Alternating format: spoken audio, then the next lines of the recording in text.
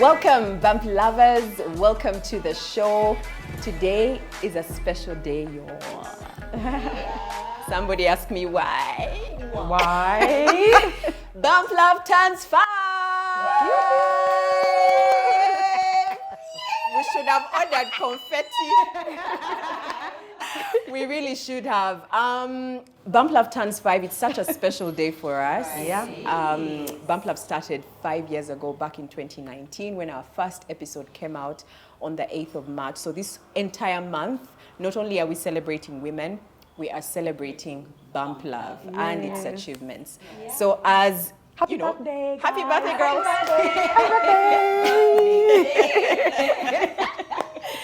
In 5 years. Yeah, exactly. We are toddlers. Yeah. In typical celebratory fashion, we are going to be going down memory lane, looking back at our favorite moments on the show. Yeah. And so we want to invite you to come along with us as we reminisce and go way back. Welcome, ladies, and we are celebrating in Ginger at the beautiful Signature Hotels and Hotel and Apartments. It has such a lovely, lovely environment, and of course the accommodation is great, amazing food. If ever you're in Ginger, this is the place to be. Yeah. So welcome, ladies. Thank you. Welcome. You look fly. You too. Thank you very much. It's a birthday. It's our birthday. Okay. Yeah. So I want to start at the beginning. I would like to know how you all felt when you got the call or the message or, I don't know, conversation. Yeah. I think you'd be great for Bump Love. I think you'd be great as a co-host.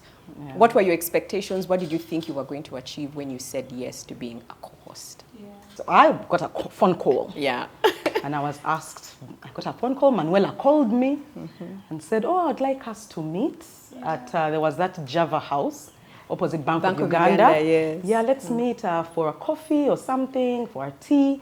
I was like, okay, let's what is this about? What is this about? Yeah, what's this about? But at the time, she told me that she wanted to see if we can partner with and to get Bank of Uganda on board with having a lactating center, a child, not lactating, it was that child care center. Yeah, so that's what she told me when she called. So yeah, so when we went, that's the discussion we had, and then I was like, hey, we have tried that because I was championing a similar project, but at that time now they had instead of giving us a child care center, we were given other options because they felt it was a liability to the bank. Got it. Then after she was like, okay, but anyway, we'll see what to do. But now there is also this thing. Yeah.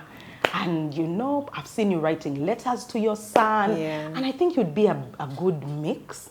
But she gave me like a whole manifesto of what Bump Love was about. And you know, with every sentence she said, I was just, you were lighting up. My heart was smiling. I was like, I needed this when my child was, my child was a baby. I was like, this is what I needed. And you know, for me, I've always known that I've always wanted to be, you know, part of a vehicle that drives change, social change in the communities and the spaces that I occupy.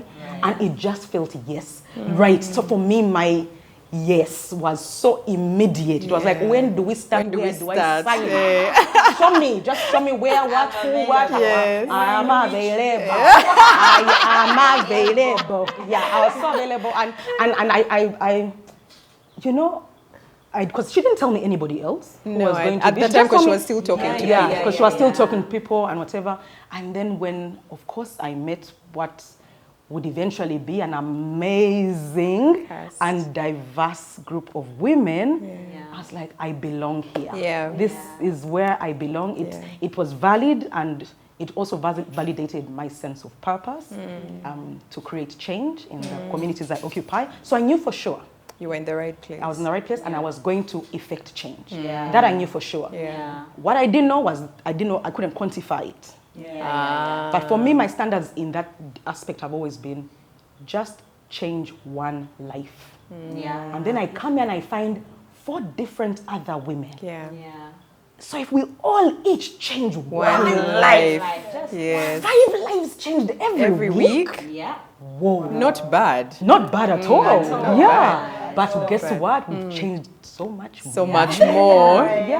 So for me, it was everything's gone on a trajectory that even surpassed my projections. I got on board with no concrete expectations because really, what did I know about talk shows beyond Oprah? Yeah. I didn't even know why I was chosen for the first couple of years beyond the fact that a friend had asked and I agreed. Having no expectations was good because I was able to have the freedom to embrace or unembrace the Bump Love journey.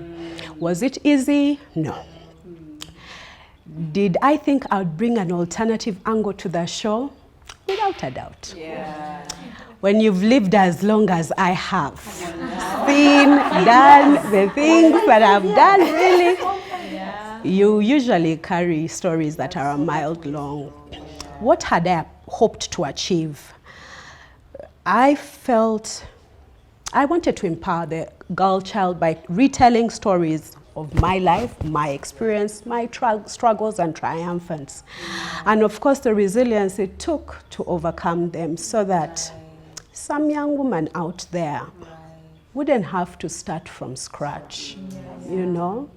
Those tips that we shared, at least to give them a head start in navigating life. And I hope that I have been able to do that. Absolutely. I think for me, Bump Love was a way out for me. I remember being at NTV back in 2018.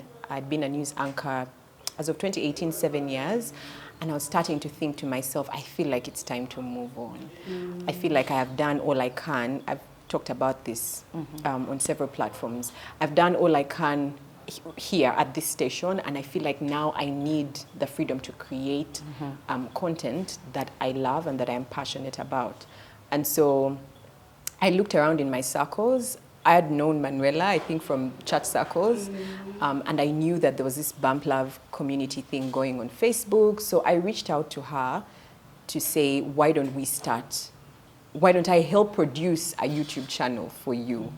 And for me, the moment that began to take shape, I was like, like I can leave what I have been doing and now focus on, and basically build a legacy, build a platform that supports and empowers and equips women, but in the areas of relationships, in family, in being a mom, a wholesome mom.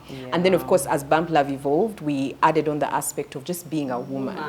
Because you're a woman first before you're a mom. That's for sure. And I mean, over the years, I look back and I'm just like, wow, we really have built something, you know. And so for me, the expectation was, go and build. Now you are working for someone, you are working for an already established organization. This is an opportunity for you to build something that would then have your name, your DNA attached to it. And I mean, like Pumla said, meeting these ladies, I was like, I'm going to be sitting with them week in, week out, talking about motherhood and what it means to be a mom and an individual and a woman, and just hearing different voices of wisdom and nuggets from different experiences. Some that I had like never thought of. Like you see people and they're like, oh, those people are up there. You know, like they have a whole different experience from it. So my eyes have been opened over the last 5 years, and I'm grateful. Manuela did actually call me for just a chat, the way she normally calls. Oh my God, there's this thing. She actually called for an actual meeting. And I remember I was still in the corporate world, you know, running around like a headless chicken, selling at Coca-Cola. And I'm like, why is Manuela calling me for a meeting? Like, can't she just tell me on the phone? But it was myself and another friend from the same circle we have. And when she called, the meeting was the three of us, right? So she talked to us about Bump Love, and it felt really exciting. I'm like, okay, I like what you're saying. And I remember that friend was not able to join at that point. And I was, my spirit was like, no, Rosette, go for this. It was a tough season because my kids were a little younger, and I was also juggling a very aggressive job by then. I needed to be in many spaces, but I'm like, why not go for this? I mean, what do you lose? If anything, you're going to be learning. And that's exactly what Bump Love has done. Like every other time we meet, there's always this unlearning and relearning of what you thought will work for you. And then you hear a nugget from Rachel, from Manuela, from Pumla, and you're like, oh, okay, change of strategy here. Because, you know, let me try it. Right? Let me try it.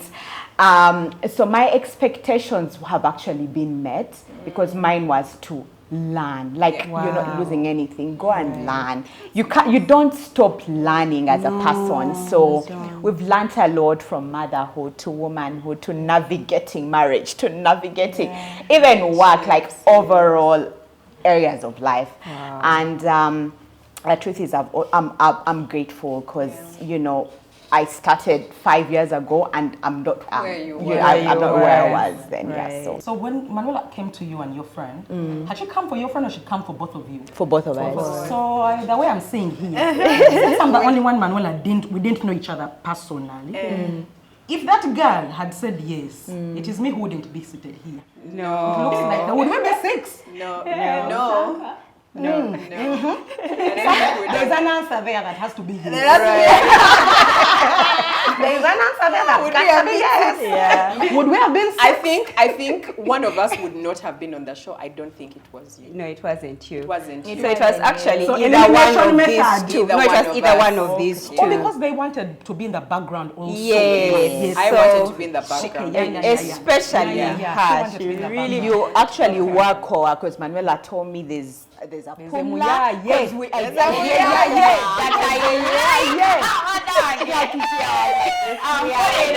ask me about them, I'm like, how do you make sure those girls? I'm like, I was a diversity hire.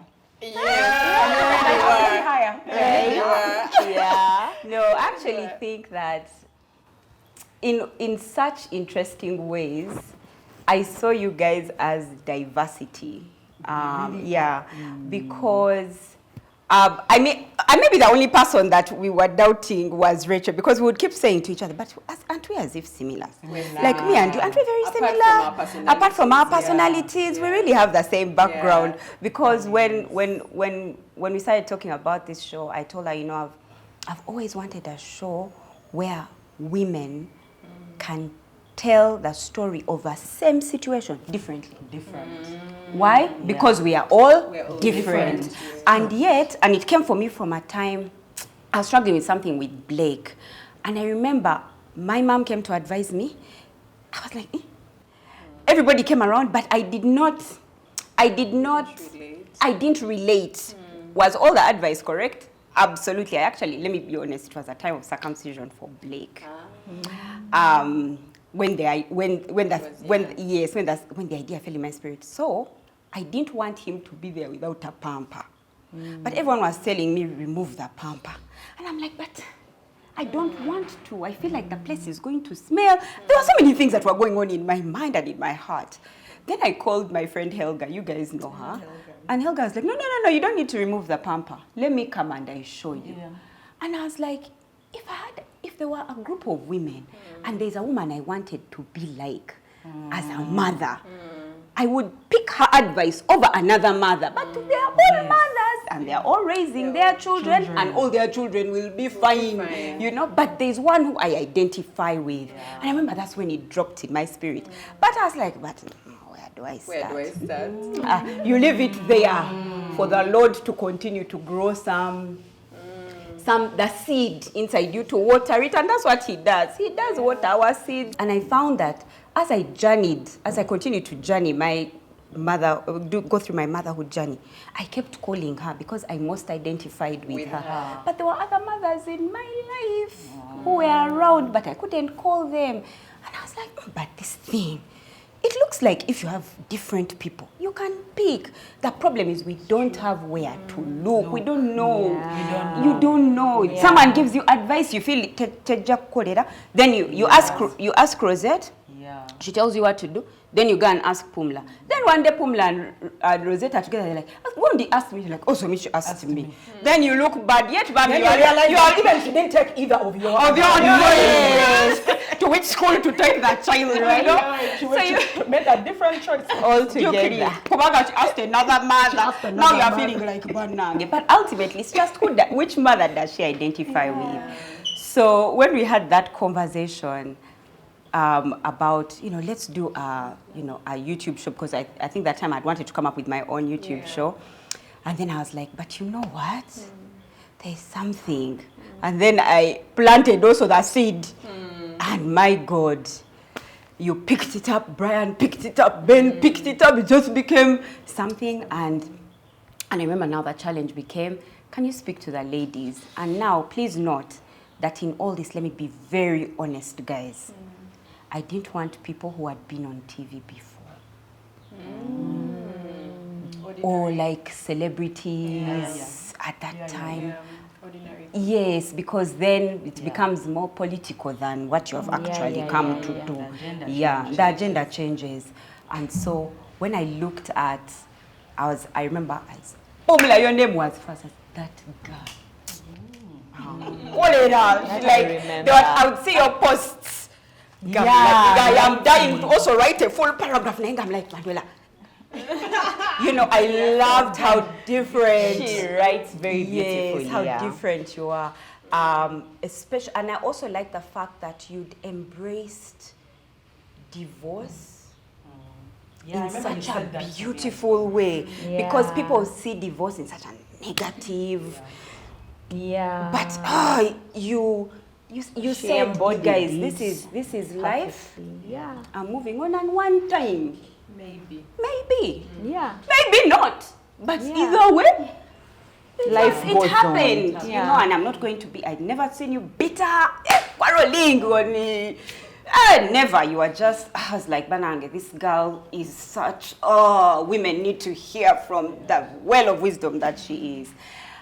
Rosette, okay, also she's my bestie, really. So like, how do you journey life? I know. Without your bestie. And I actually remember asking her, Manuela, have you called Tara? Have you called Rachel? She's like, actually, no. Yeah. Like, Manuela, why? Yeah. Okay. Yeah. There was a bit of, I was a bit skeptical. I'm like, are you sure? You think I'm ready for TV? Like, and she was sure. Yeah. So, and I thought you'd bring an interesting perspective, especially for somebody who has gone through what she's gone through in life. And where she is going, or where she was where I saw her at that time. She was going with like a big business. She had 4 children. Three. No, two. At that time. No, three. But I have a lot of information about the number. So she comes with, Rosette is such a storyteller. And she has ways of getting something out of a conversation that you didn't see coming at all. You're just like, how did she think of it? Where did she collect that one from? And I felt that, and I enjoy her company, obviously because she's, I don't think you would be my best if I didn't enjoy your company. I enjoy her, like when we sit, we just have banter, and she's such a glue. There's a way she does. She's such a glue. She doesn't.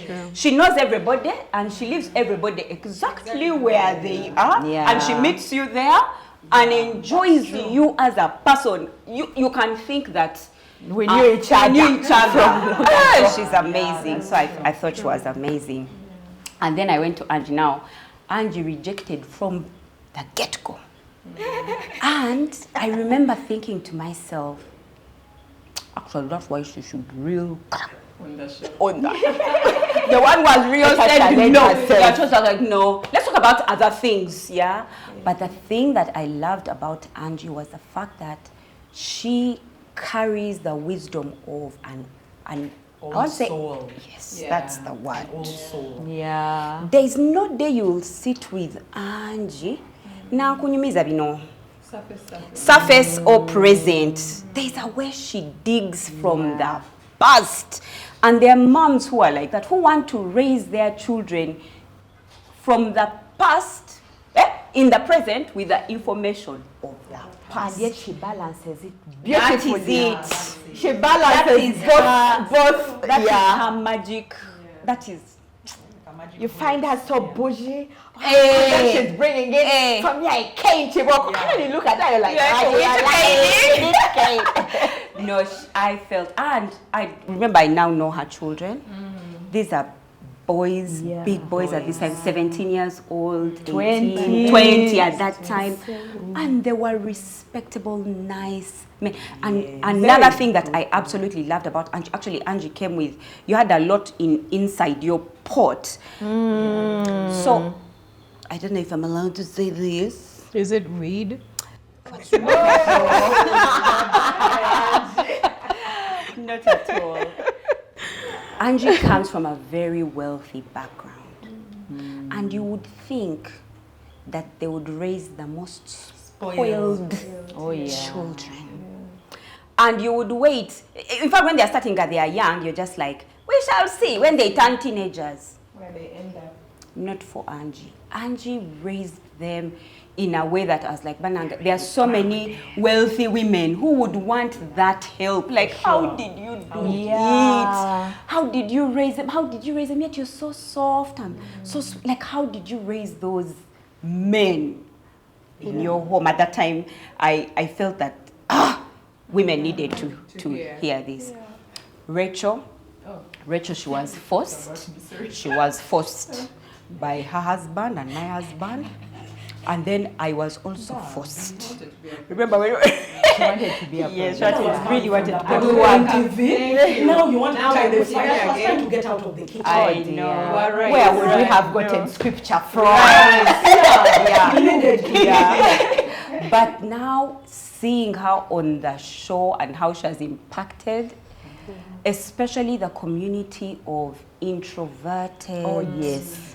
And making them feel Introverts Kajambo. Many people in the comments say like, I'm so much like her. I'm so much like Rachel. Actually, I was actually thinking the other day, I was like, this girl got the introverts out of Kamoli because that's where they stay. That's where they stay. They keep quiet from there and they leave them there. But Rachel would say things that would just make them come out quickly. Then they run back and hide. And I felt like you brought a wisdom, a richness of mothers who can mother without pressure of the world to do as like remain. And she removed the guilt out of it, removed so much guilt. You sat in yourself, and so many moms who are like you sat and are enjoying their motherhood experience. So I'm so glad, actually, Mr. Ben Mine, Mr. Brian Mulondo, thank you so much, because I really truly feel there's a certain group of women that would have not felt seen or heard if you are not on the show. Nice. That's Yeah. so nice. Yeah. And in terms of the impact, it was just that different moms. Who do I identify with? And the truth is, sometimes the same situation, while you feel like you are Rachel, the way Angie has said it makes you come out of your shell. And you're like, let me do that one. Let this cut tool. Let me add it. Yes, let me add it to my artillery. The precedence has shown that everyone stays in their lane. This is true. The precedence of Vampla has shown. I mean, that's why I like it. Yeah. Because we have five different voices, and we speak to 5 different people. And those women, at least, if we have left out someone, they're like a billionth somewhere. Yes. But at least we include, most. And I feel like that's what we've done. Yeah. No, tick, there we are. Tick. Yeah. We have released over 400 episodes in the last 5 years, ladies. Can you believe it? Over 400. Yes. Over men. So many. Yes. We were together that much. Right? Over 400 episodes. But you know what that means? Is like we've literally released an episode every week for 5 years. Wow. That's true. 52 by 5. Yes, that's 500. That Like commit. Yes, like 560 episodes. Oh, wow, that's quite a number. But ladies, what has been the most impactful episode or funny or the one that, you know, put you off your feet over the years? I think I will go with the navigating female friendships one. As Rachel earlier alluded, she mentioned that. So we started as a purely motherhood show. Yes, just to help mothers navigate. Motherhood. Just to be their sister partners. Because we are not experts. Right. I think that we've made that very clear. We're not experts. Oh, yes. But when you journey, when you just speak about your experience, someone can pick something. Right. Or someone feels that They're not alone. they are not alone, especially in the bad times. Yes. Misery loves company. Yes. But when I said and I lived it and survived it, then you can survive. then I give you permission to be okay with your journey. But then we realized that to be a good man, you must be a good woman first. Right. Oh, yes. So we realized that we were just solving problems of symptoms up here. And there was a deep-rooted foundation that we hadn't tackled of womanhood. So we decided to upgrade and also start involving people in womanhood. And I felt that the response that we got from the episode on navigating female friendship, the feedback we got, it really showed the gap. It was one of the first ones we did in womanhood. And it really showed the gap, and I honestly felt a responsibility to start feeling that womanhood gap. Because I felt, I've always thought I'm a woman's woman, and I have always fought the narrative that I've said that has been fathered that women don't support each other, women have catty fights, women are not good for each other. I don't have female friends. They are bitchy, they are catty. I only keep male friends. Yet for you, they are not even mentioning you that. So I honestly felt that for once, there was a whole community, a sisterhood, saying the same thing. Oh, yes. Female friendships are golden. It gave me such a, to see for once in over 100,000 views, people say it and understand that you guys, that's a narrative that was brought on to put us down, to break cohesion amongst us, fathered by a different gender. But now we are speaking for ourselves, and you see the thing is, we were believing it. We believed it. Because you cannot fault the person putting ideas in your head. Why are you believing it? Why are you accepting? And the more you accept it, the more you think it's true, the more you think it is. But now people are coming together and saying, you guys, in fact, I wanted to read just like some 3 comments, which I saw. This was a Zawede Nora. And also, this was one of the first ones where people hardly spoke about our hair. They hardly spoke about our nice clothes. They hardly spoke about our makeup. They focused on the content. And this is where the content, there was a Zawede Nora. This conversation has prompted me to be intentional with my friendships and set expectations. There was a Sami who said, I'm challenged to be a better friend. And my faith that good friendships can be found, built and maintained has been restored. Sunshine heaven, boundaries are a must. We need to let people show up as their evolved selves in their new seasons, but also give people time to adjust. Then this week, I love this one, and this one came from the submission that Manuela had shared that time where she had fallen out with her friend and was acknowledging her faults, her wrong. So this week, I'm calling all my friends, especially the ones in relationships where I was the bad friend, to apologize. And for the current ones, I'm really going to do better. Then Travon Linda, who I really love, just wrapped it up and said, girl friendships are golden. For me, you guys, I rode on a high. I rode on a high that weekend. Everywhere I walked around, I wanted to introduce myself to every woman. I'm cool. What's your name? You know that we are golden. We support each other. We lift each other. Let's fight another. So for me, I felt like that was impact. The one that's funny and heartwarming was for Anne Can See Me. Anne Can See Me. And hers was, it was just everything in one. She's an entertainer, so it was funny. And then she's so authentic in herself. So she shared her story of her journey of motherhood, her previous relationship that ended, her new relationship, her child now that she's with. And the way she brought it, she chose us guys. For me, that was the overwhelming part. That Anne Can See Me is such a woman's woman. She's a people's person. But she's certainly a woman's woman in that she saw a group of young women. She saw us, acknowledged us, believed in us, appreciated us, and said, I don't do personal interviews. But this one, I will sit on the sofa with those ladies and share my story. And you see, you might think that she was just sharing her story, But Anne Kansimi was doing us a good deed. Yeah. She Absolutely. wanted people Yeah. to see Pampla. Yeah. Right. And for me, it was a subtle gesture of goodness, of kindness, of support. A She came woman with supporting millions women. of viewers. Right. And people watched that show and they were so, Yeah. wow, the Bam Lab is Bam amazing. Lab, Because yeah. sometimes those subscribers, you may not be getting subscribers, not because your content is not good, but because They people don't see see you. you. Yeah, people don't see you. She sat with us and can see me. I will always say, there's every day I meet people who restore my faith in mankind. That she restored enough for like 5 years. That she came as if to share her story. Yeah. But Mundamuli, she just wanted people to see Bam Lab. support. She chose us. Yeah. And for me, she was like, and a full package. Yeah. Yeah. Oh, So yeah. for me, hats off and Kansime. And Kansime, by the way, you're it. We love you. We love you. And you know what's interesting about that particular episode with Anne? Yeah. She said something that I remember at that point, and I think it was a bit off camera. I don't know if you guys remember. And she said, "You don't know how long I have waited to sit Oh, yes.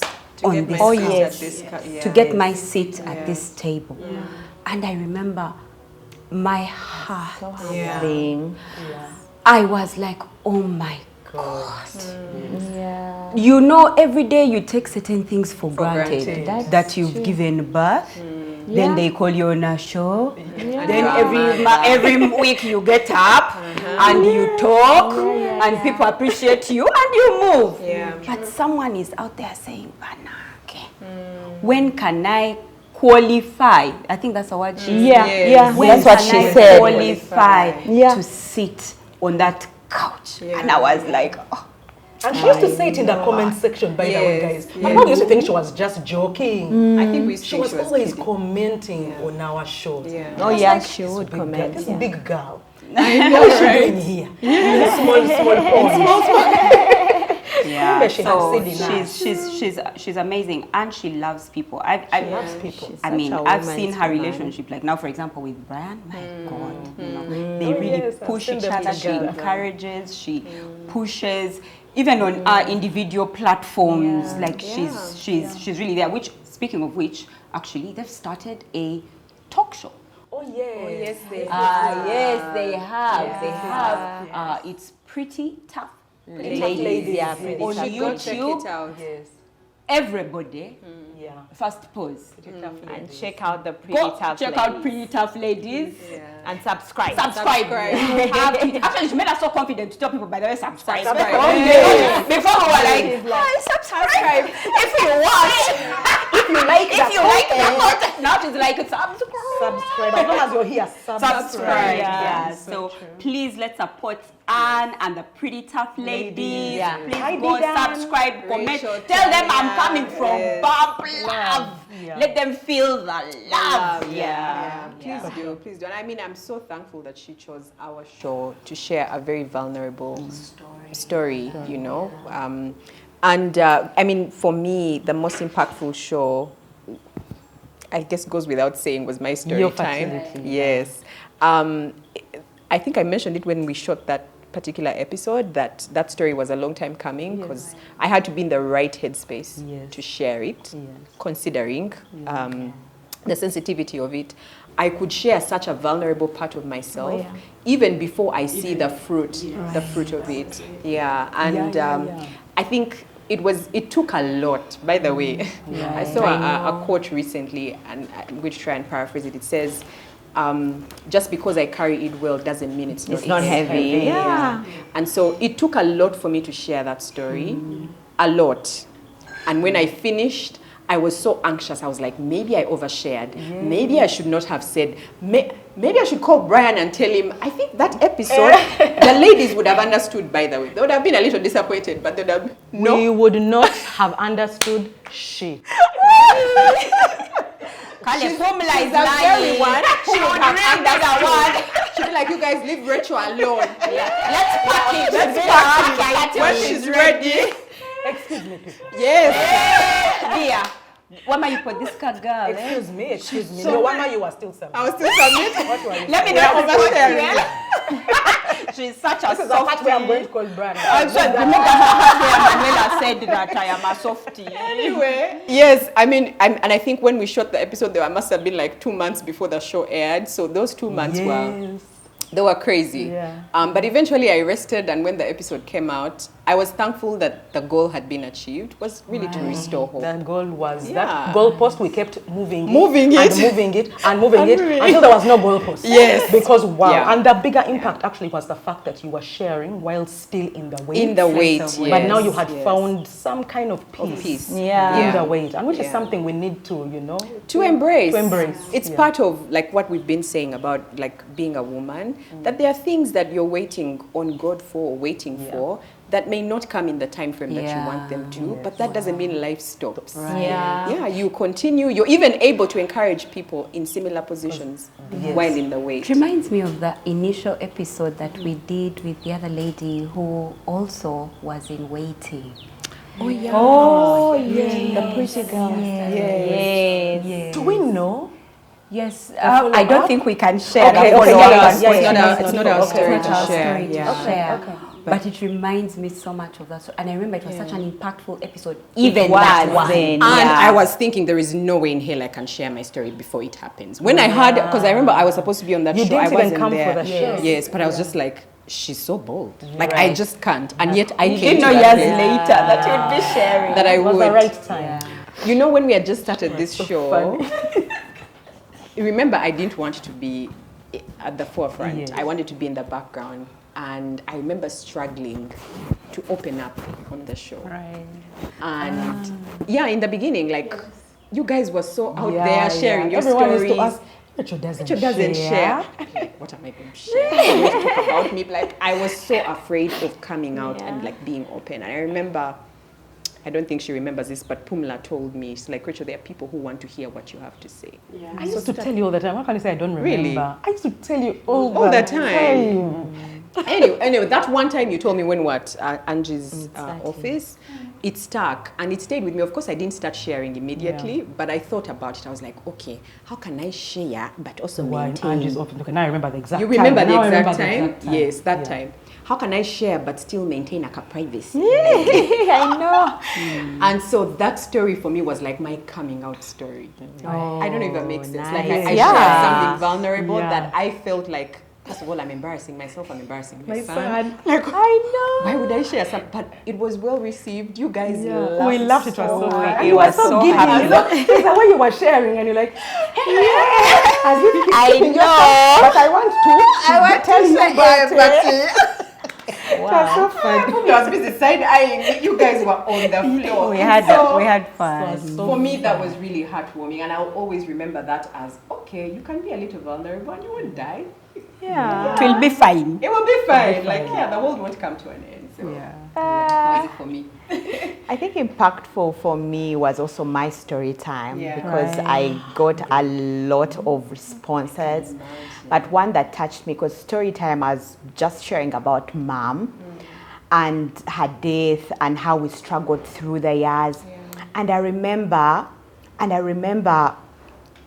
it was actually very insightful. You know how you're like, guys, people see through us every day. Someone commented and said, Rosette has been showing up for Bump Love all these years with all these struggles and the way she carried, like you can't even tell can't she's tell. going through a this. thing, Rosette, that strength I need. And they're like, how do you do it? Like we could not know what you were going through. And that's the truth. Like I didn't come to crying to you guys all this time, telling you, oh my God, you guys, I'm struggling. Like it was a tough time, but I carried it. Not coming. Remember when I read that comment, I also sat within myself. You were like, eh. I was like, that girl has not missed Yes. a Bump Love show. Except when she was out of the country, but like. Yeah, Yeah. we've not shown up for much less. Okay. When you see her on the show, you cannot You can't tell. tell. Yeah. That's it. If do not wear your emotions and your pain on your Was a face, person. it was By by the way.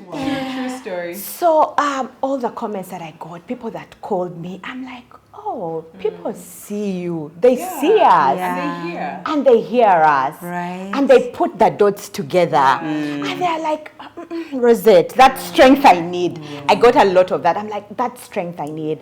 And it continued to validate me that, yeah, I can preach this strength thing.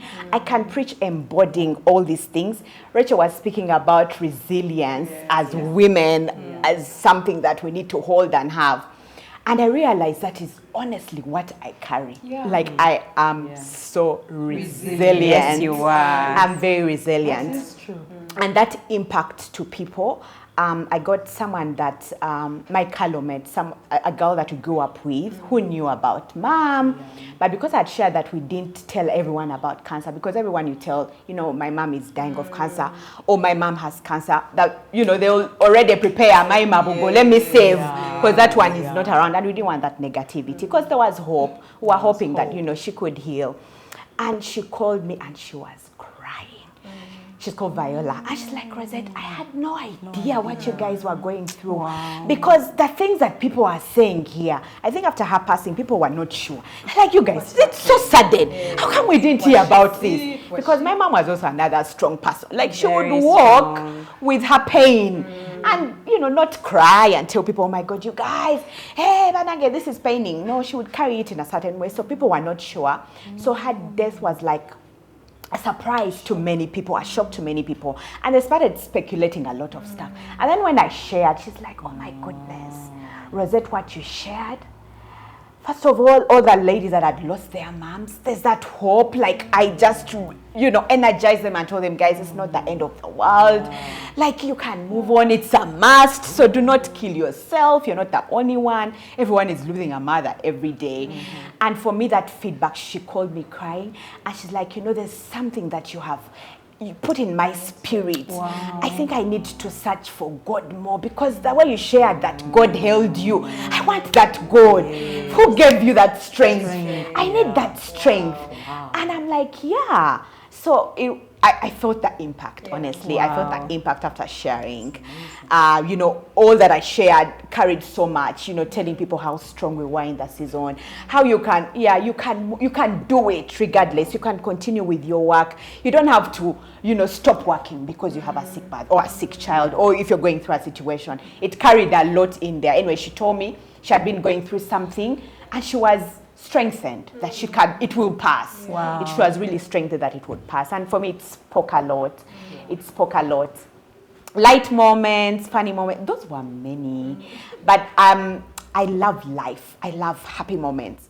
So our vacation, staycation, that one was those were my really light moments. We enjoyed those. You were going to share that? That's all that I was going to share. When we went to Kasese. What was the first one? The first vacation. Oh my God. What was the first one? Elephant Plains. Elephant Plains was amazing. Oh, it was amazing. Yeah, I love memories. I love creating memories. So creating those memories with us, because I would always do it with my family. And those are things I love, guys. I love travel. I love experiences. So those made me happy. Going from what she has shared, in terms of like my happiest, like my best moments, was that first momcation, especially when we were in the car. It wasn't like our best episode ever, but the fact that we were shooting an episode in the car, it was so different. It was so cool. And we were going away, and I felt like before we were building a show together, and but that momcation was an opportunity to see each other like in night dresses, in pajamas, Swimming costumes. And the topics were also very that I remember going into the pool. We didn't know how like we just used to hear Pumla and Angie are fish. You know how they tell stories. You know, I'm a great swimmer. Then you really see the great swimming.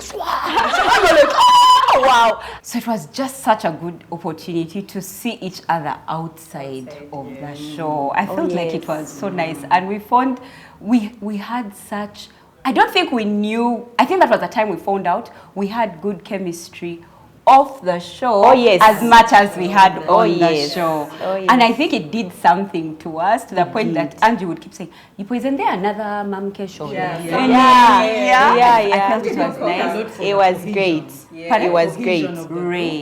It was really nice. And I feel like after that, it did something to our conversations. We really, you people, sometimes I felt like I wish the camera was here, and we enjoyed, we really, really, really enjoyed the Mamcation. But Brian loved the Mamcation. As you all know, that is like his dream bump love, like where you go all the time you are ever active. If you're sitting down as a man, it just looks like, okay, women enjoy this, but really, it would be nice if you were standing, engaging. So that show, that night.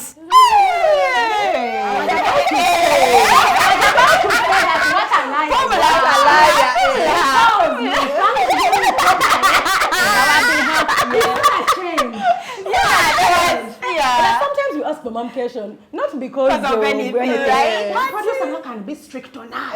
Now, yeah, when they've given him because that's one out of the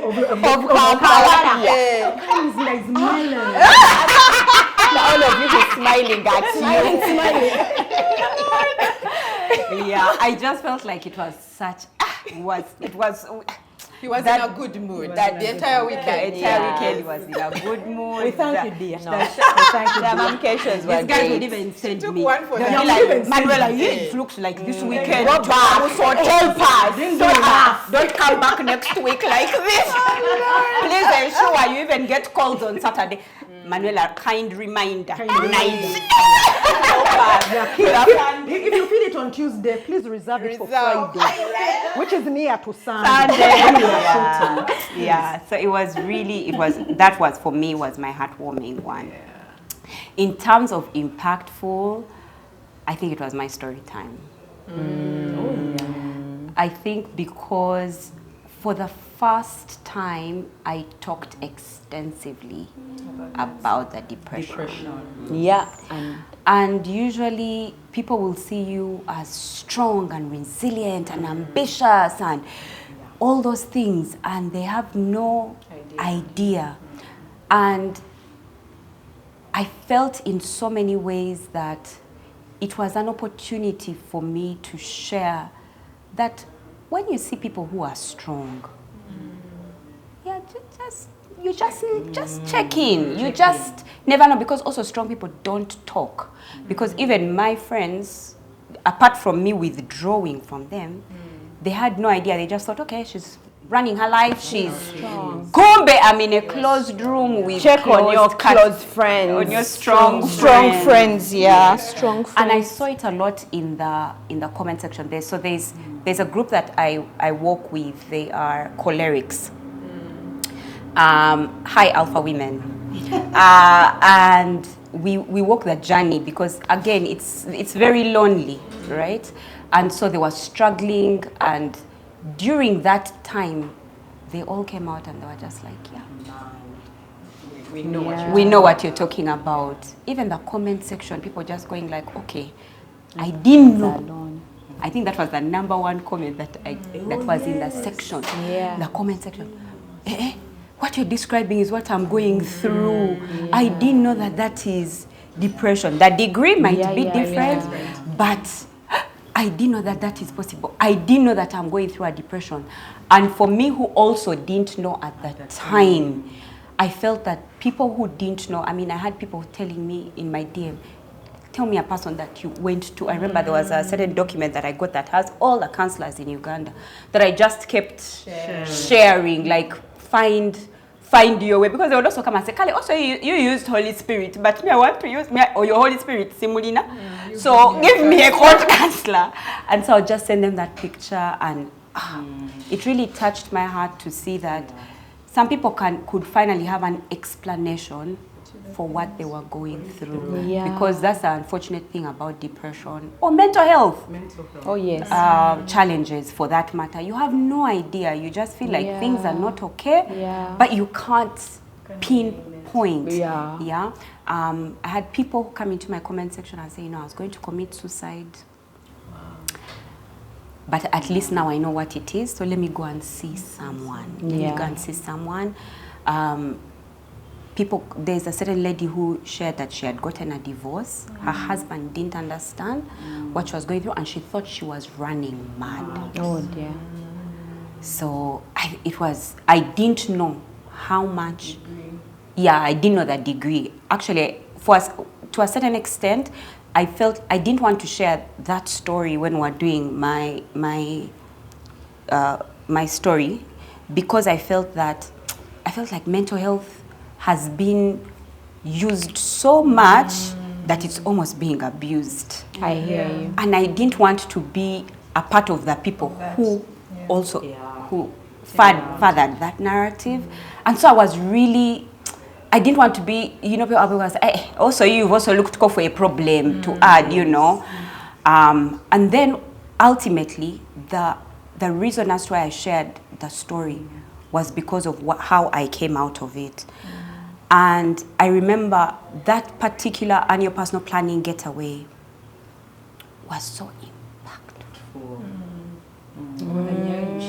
The year I shared. Because obviously I shared that it was organization and planning. After what I went through, it was organization and planning that is helping me go through that journey, because it's not easy. But at least it's getting me somewhere. And that was, people were transformed. And for me, I think one of the things that came out for me was God himself came to find his people. Like, APPG stopped being about, this is the classwork, it became about connecting to God. So that you will know what it is that you need to focus on at that time. And that's why it can't be a replicated process. You can't wake up and say, so let me go and also do APPG. No, because it's a bit different. Anyway, just to say that that episode, Ngai cried. Kale, I cry. Ngai cried. And I remember telling myself, Manuela, don't cry. Bambi, you finished our tissue. And many people I saw resonated with your support in your husband as well during that time, because that's also a part that you shared. And people were saying, like how you've talked about that lady who got a divorce and her husband didn't understand. Most people are like that. It's like the husband is there, or the spouse, regardless of which partner is going through the depression. The other person, because they don't understand what you're going through, they're like, you deal with your shit. Deal with it. And get yourself together. And if it goes on for too long, then they leave. Separate. But I feel like there was an aspect that I saw a lot of feedback in the fact that it needs the support that you had was really of a partner, really your partner showing up for you really helped a lot. So it doesn't matter what the support looks like. So the fact that you shared, and now people can be better for their friends and their people, their sisters, their brothers, that support. So even us, like even I'm usually like snap out of it person. But even that taught me that, you know what, there are people who are really struggling in this. They need support. Like do your part. Extend grace. I remember that at the end of that show, Pumla called me.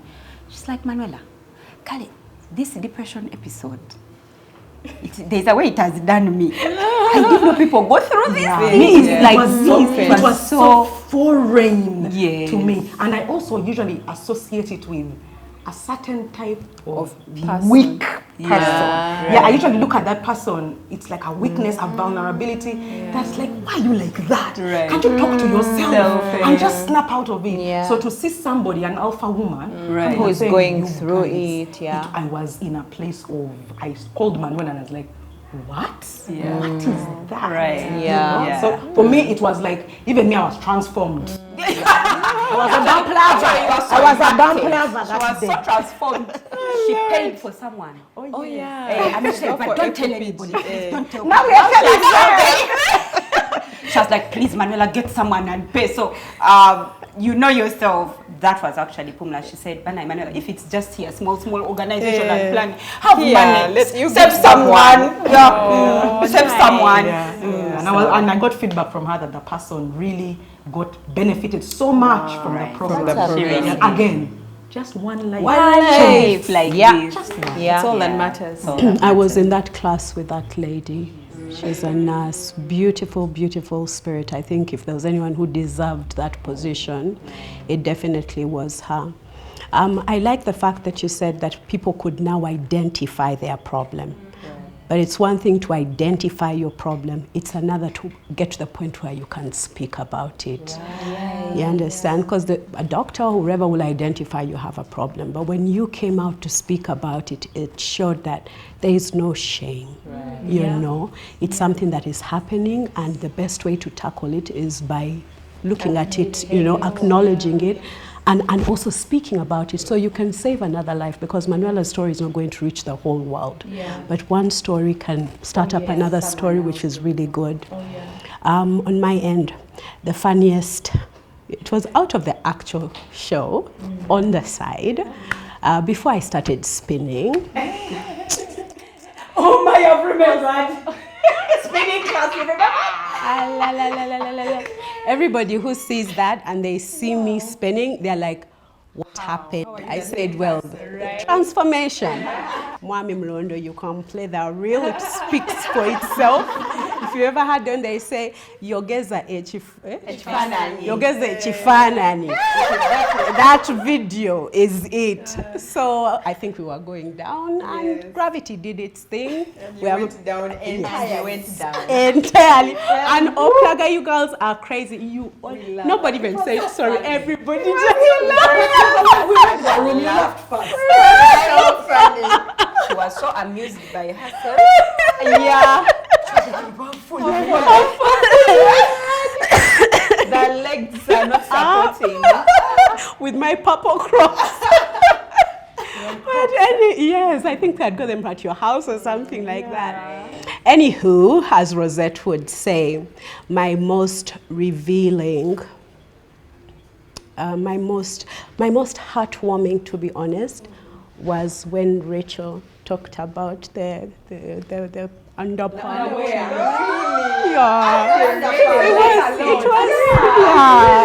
It was one of the sweetest moments, and you just came out, and then the audience received it so well, and I don't think you ever looked back. Which was, it was a sweet, really sweet. My most revealing will be the XOXO episode, where we spoke about women having babies with married men. Yeah, I got some not so good feedback, but I got a lot of positive feedback, and it dawned on me that, you know, there is a whole army, a whole tribe, a whole set of children born in these kind of situations, you know, and it dawned on me that we need to care. Your niece, your nephew might be the product of that kind of relationship. So that one really, and then the DMs, you people. And guys are like, thank you for speaking first. Of course, the fact that everybody did not expect me to say that, but you know. When that episode dropped, the episodes that I wait for. I keep checking. Like, I'm putting production on pressure. Yes. Because they have to keep the timeline. But I'm with one eye open. I be like, comment section. I'm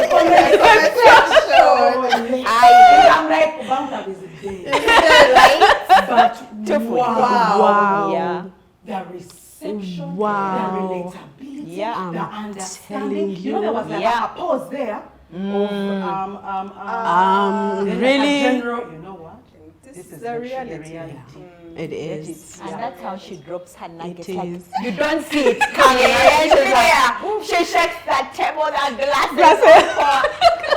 Slowly. I think Rosette got on to, she was like, good. Yes.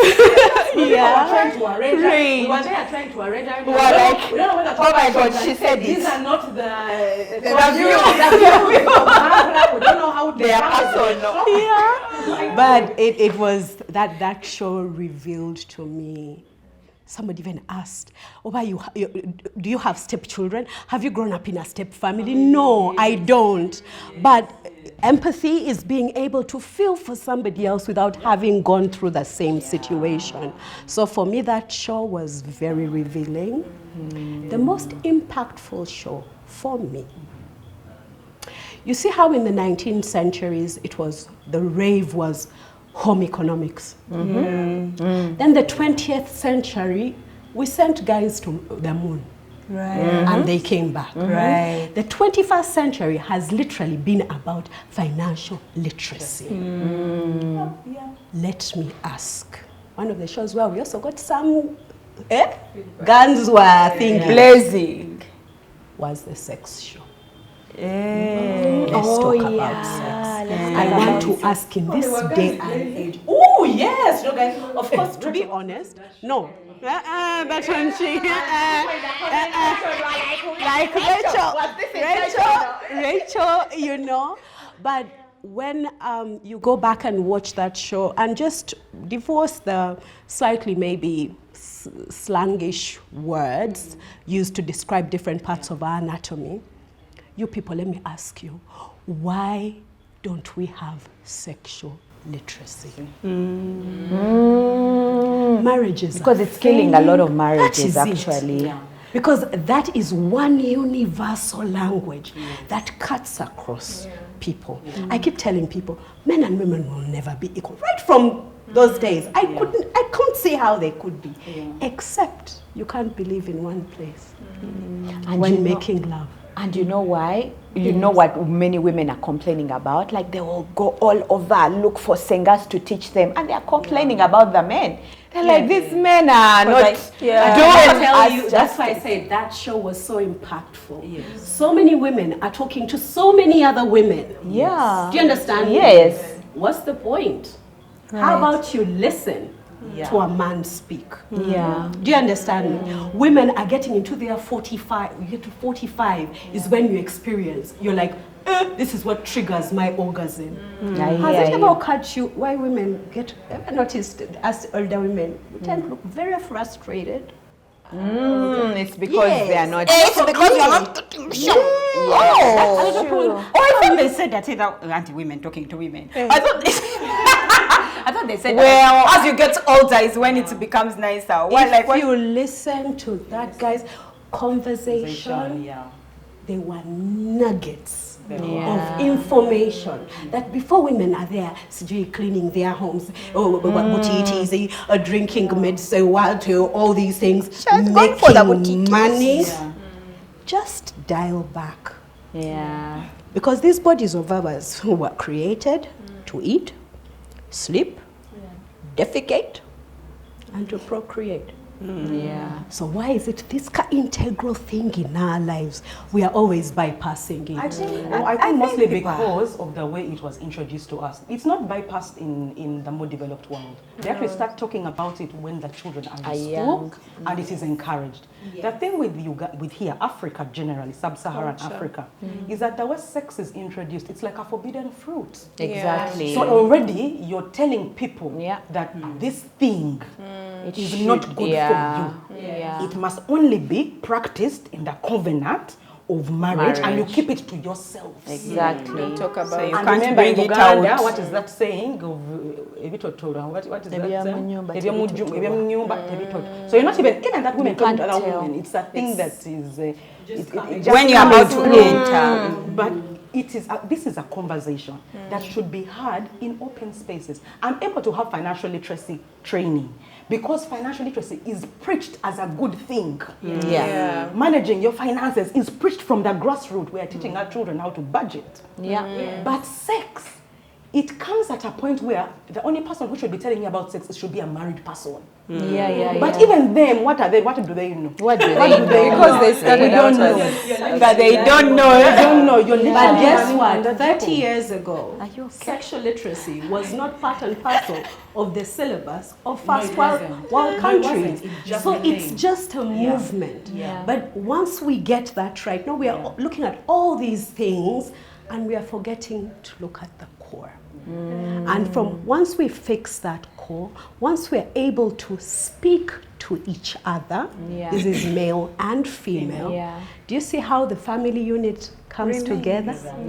Do you see how a man will have no reason to look outside because we are conversating? Exactly, What I like, what I don't like, what I feel. So for me, the sex show was pretty impactful. Okay, now let us admit that even with the laughing and the bonding and the cohesion, things on these streets have not always been so hunky-dory. So rosy the way we portray it all the time. Yes. So can we share our challenges as Bambla right from inception?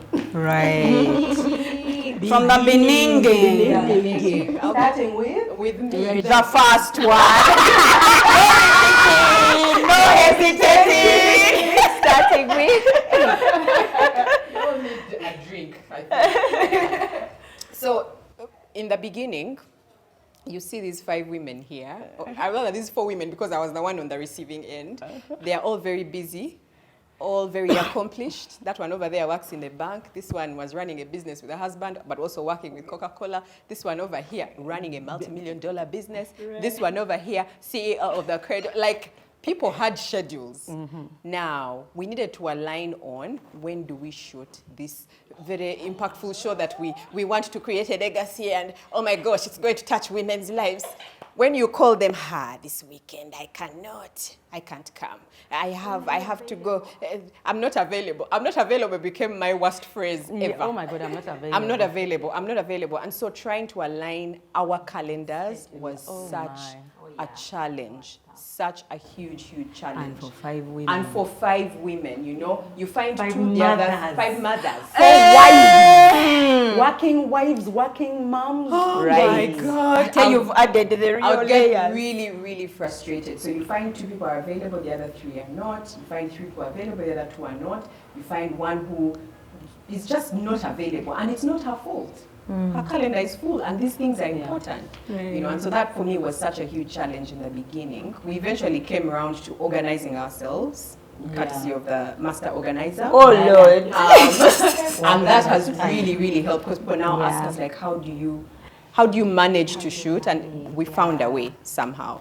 I think the other challenge was, how do we introduce, like, because the goal, yes, was to impact people, but we also needed to become profitable.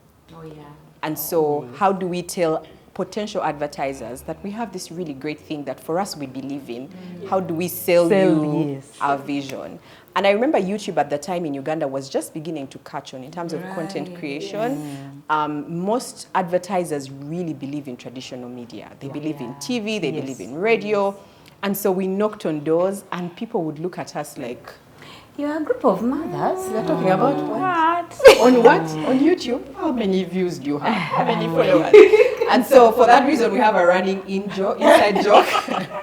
You know, when we talk about our beginning days, we're like, hey, when we had 2 subscribers, we're talking to 2 people. Of course, it's an exaggeration. They were a little over 2, but you get the gist. So those were some of the challenges. And I think also just one last challenge, which kind of spoke into my heartwarming moment, was when we started out, you know, being on a show where you are sharing your lives with people, people really want you to be authentic and give of yourselves. And we want to see the real Pumla. Yeah, you're giving us all these nuggets and what, but like, who are you? Who are you really? So we used to receive that feedback a lot. Like, there's something missing. Like, we like what you're doing, but there's that kind of authenticity that is lacking. And that feedback used to puzzle me. I'd be like, what do you want us to say? That I fought with my husband last night, therefore I'm here to tell you that even me, I'm a normal person, you know? And I was coming from a background where you simply sat in front of a camera and presented what was given to you. No emotions, no authenticity, nothing, no personality. Just give facts. Facts, and that's it. Take it or leave it. And so here is someone saying you need to be more authentic, more vulnerable. I'm like, no, I don't want. We don't. It's not happening. Yeah, and so those were some of the challenges that I saw, especially in the early years. Yeah, I'll leave the rest of the years to the rest of you. the resources we had to put in as individuals. Like, it feels nice when you hear people say, oh my gosh, I'm so impacted, and the first year you're feeling like, yay, we're doing it, we're doing what we're supposed to do. Then it's Sunday and your fuel gauge. Yeah. You don't have Then fuel. it's Sunday and all your clothes in your wardrobe are actually finished. In fact, there were times we would send each other pictures. Guys, have I worn all these pictures? Have I ever worn this one? Stop. Now, for you who, in your heart of hearts, you've rationed your finances and you don't have to buy 52 pieces of clothes. Yeah. Now for Bump Love, you have to wear. And it would have been okay, actually. I feel like here on that group, we are happy to continue wearing. The problem is you, in the comment section, people would be like, I see what you, I think someone once wrote a comment, but again, our viewers, we love you. Then sometimes you can do things to us and you're like, really? Somebody wrote, on a ride with the Mulondos. They came from Bump Love and came and wrote in. And of course, I had different hair. So they came into the ride with them. Manuela, I've seen you wear that before. Oh, Lord. I was like, Manag, one time you wear my clothes. You've repeated that dress. I repeat. I don't fear, especially when I go to ride. I even verse t-shirts. What is funny to me is that is the expectation that we shouldn't repeat. I don't understand that. I don't know. It's a millennial thing, by the way. It's a millennial thing. Yes, we do. Everybody repeats clothes. I've told you, millennials. In normal life, yes. But if they are going somewhere, Fazali, you shall borrow the neighbor's store. So we are in outside right now. When we come on the show, we are outside. Yeah. Don't bring back your Don't bring clothes. back your mawolu. Don't. We want to see Kapia Chiko later. Don't. Oh my Yeah, God. dresses or something. And for me, that... Anyway, I just used to find... But it will not happen on Bump Live. They come for me at Ride with Mulondos. Because Manangamon... Ride with the Mulondos and also on Bump Live, which are all on sometimes you would leave the Bump Live show And go and Yes, then ride with the Mulondos. So it's the same day. It was the same day. Exactly. But that one in particular, so that thing that she was saying, well, these people see. You people, you oversee. So sometimes just reduce the seeing. My second challenge was on like what you had shared about schedules. But we found a solution to that. But I've just remembered the third one, which was our team is big. You people, when we come to record Bump Love, there's like 10 of us. And when we would go to knock on people's doors for, you know, for partnerships and what, our cost of doing a show would, it has to put in everybody who's putting in the work. And so, all that, there was a time someone told us, maybe for a show, I'd like to put 1 million. It's good money. But now we send the Muchala. It's divisible by 10. By 10. We send 100,000. Is it? Yes, it's 100,000. We send Muchala Rosette. And we've not paid for production. You haven't removed production. And there's cameramen. Yes. And there's everything. Yes. I thought that, that one for me was really, Another one was topics. Finding content. Yeah, finding content, especially when we're doing the motherhood. Of the mother. Only motherhood. Yeah. So true. And I think it was because many people would ask us questions about what they would like us to talk about.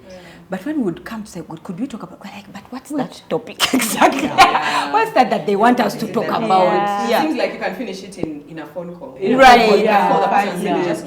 But remember, we used to have those episodes of 10 minutes. Right. There was a time we tried to. The hot what? Yeah, hot in the DM, even in the DM. Yeah, we tried. Yeah. And I felt like that time we're trying to see how to fit into what you guys want.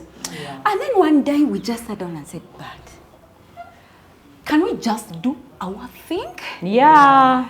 Because did we sit down and think, or we just morphed into There was a time we sat.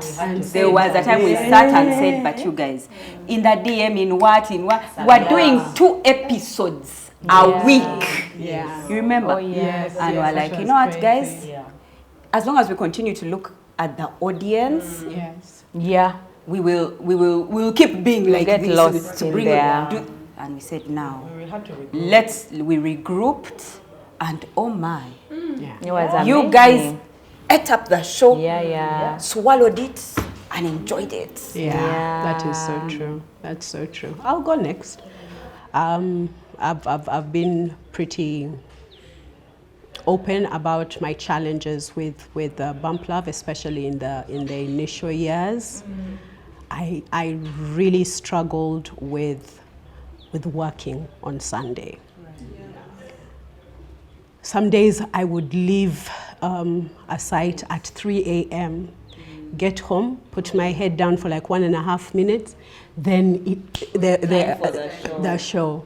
And Manuela asked me many times to join the show is I'm very good at spotting my strengths and weaknesses. This isn't me. It wasn't me. It isn't me. I get anxious when the camera comes on, yet if it's off, you know, we're going, because I'm doing a podcast. I'm in the room with the camera, and I'll just tweet, everything is flowing. But the second I see like eyes on me, you know, my hands get sweaty, my hands will shake, and somebody's like, but why? It's just speaking. And I say it's very different when you're shooting with 4 ladies that you have come to know and love, and our usual camera crew, than it is if you are, you know, standing out there. But initially, it was really difficult for me because I felt sleep deprived. To be honest, I felt like many people I've met who know me outside of Bump Love will say, but the person we see on Bump Love isn't you. There's something not there. And my response to that is, you know, sometimes when you start off a journey or a trip or changing your life in a certain way, it becomes a bit difficult to revert, because I am outspoken, I'm a go-getter, I'm ambitious, but maybe being in the room with equally strong ladies. By year 3, of course, with Mwami Mulondo, hey, Mama Kubwa, here we go. Hey. I'd be like, today, Chrissy, but with time, usually with things, I resist change. Then I was like, what if I tried? What if I actually stepped into my space and started enjoying it, which really, really flipped everything I just spoke about. So that was a challenge then. It's not a challenge anymore, but that was a serious challenge for me. I think my second challenge, which once again I have come to live in, was just being in a space with women. Forgive me, I know girl friendships are goals and everything. We saw you, dear. Absolutely. We saw you. Yeah. We forgave you. Yeah, because for me, from my dad's house, I moved into my husband's house. I've never had a roomie. I've never done these girl sleepovers. Girls trips. There's a WhatsApp group with girlfriends. Even like our trips, when they would be like, oh, maybe we're going to share rooms, I'd be like, I remember, that shit. you know, I've said this on the show before, because I have a problem with too much physical thing with women. And I said, it comes down to the fact that, as I said, from my daddy's house, I moved to my husband's house. I've never done sleepovers. I didn't do those things that you didn't do groupie, gullies. Come together. But with time, once again, you watch, you see, Not bad. Not too bad. I actually haven't died. And when I remember Pamela said that, you know, guys, we're not friends, we're acquaintances. That there was like, it is true. As in, I don't need to try to create this friendship thing. She's like, once this show is done, we will all go our separate ways. Yeah. So remove the pressure. Exactly. It just And you can enjoy and the then you process. enjoy. And the second that was mentioned, I was like, wow.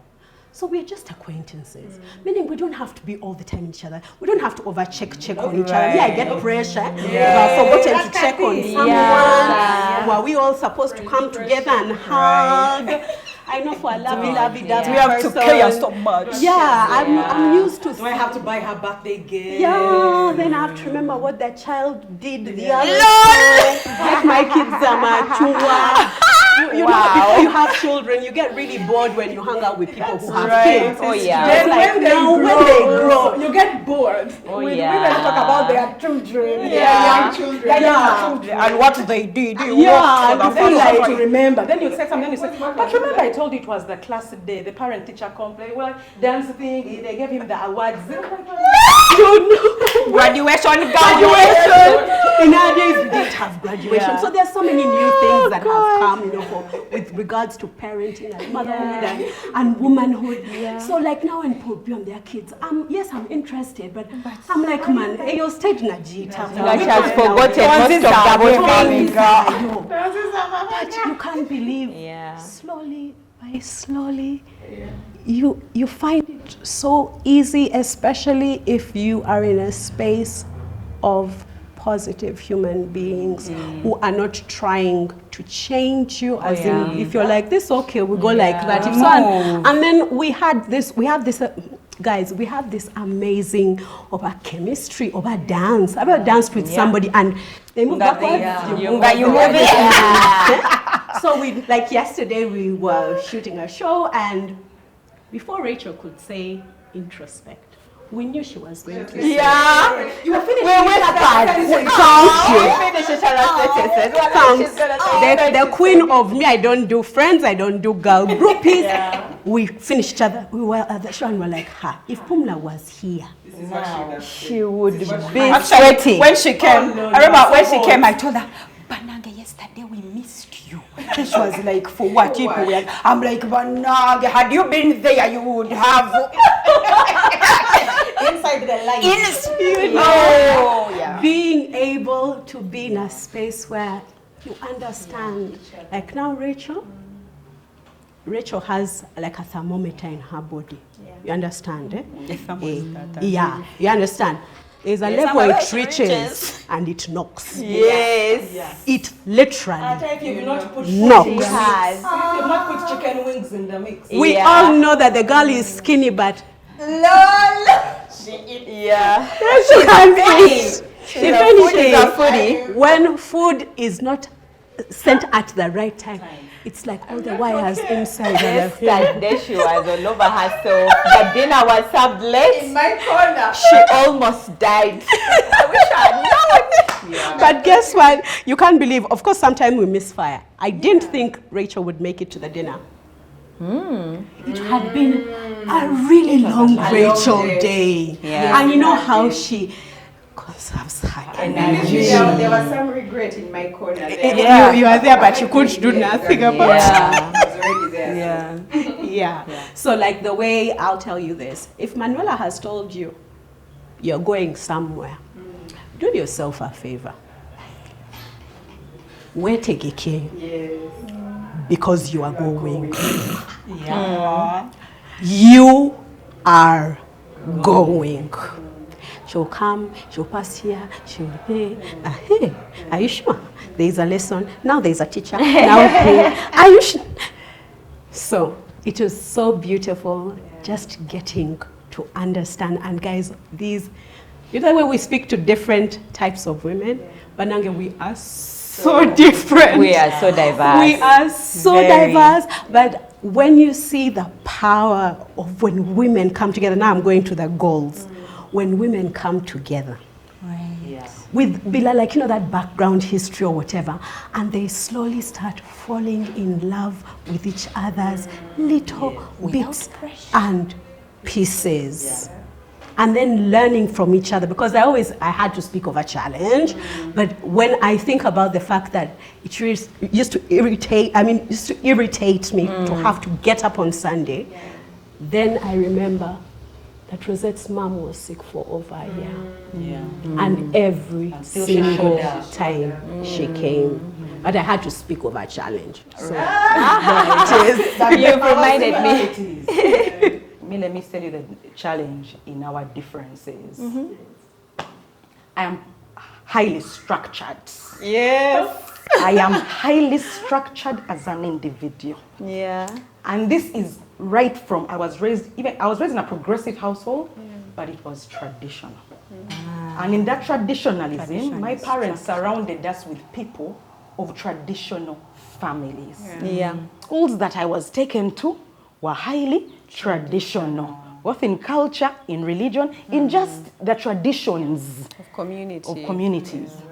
I chose a traditional career. Even when I went to the traditional university that I went to, I slept in the traditional Africa hall. Again, making all the people I surrounded myself with, my ecosystem is traditional, is structured, is scheduled, is planned. And we are all the same, and that for me is normal. I have worked in the most traditional conservative institution for 16 years. I have served one employer, and the most conservative, traditional, scheduled for 16 years.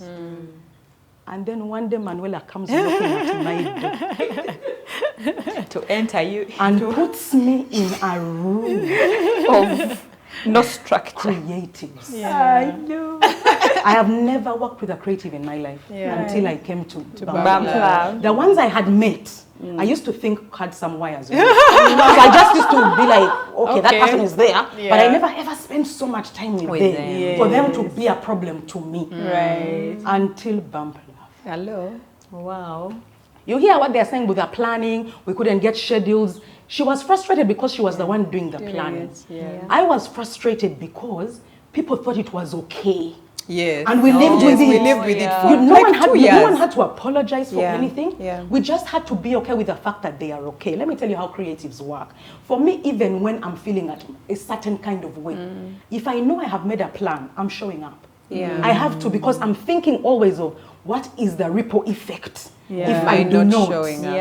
Creatives, as long as they foresaw that the sun is going to shine in the east, if they see anything in the west, they are not doing it. If the Holy Spirit does not show them or guide them where to go, they are not doing it. If they are deadline, if you have a deadline and she didn't feel that Kathy, there is something they said that they feel. When I speak to creatives, they really make me laugh. Like they'll tell you, please note, you've had like 2 months to plan for something. You have a deadline, you tell them, we need to review this. At least for you in your mind, I don't even think I have to say until I started saying, because I realized that it was not automatic. Can we sit down, plan, organize, review? When I've asked you for this, can you send me back something? Where is the script? We are shooting you guys tomorrow. What are we doing? What is the feedback? Where is the... And they're like, we'll figure it out. We'll figure it out. So this is the strange part. For me, by the time we're coming to shoot, I have everything planned out. You've waited for their feedback. No one has responded. You've talked to yourself in the WhatsApp group. You've arranged yourself in the WhatsApp group. You've tried to arrange them also. Nigeria can maybe help call you with the Kartamburia. Maybe if she's feeling up to it. If I'm not busy, If she's I'll not just busy, be like, if she's not busy, but I'm not typing. But she's not typing shit.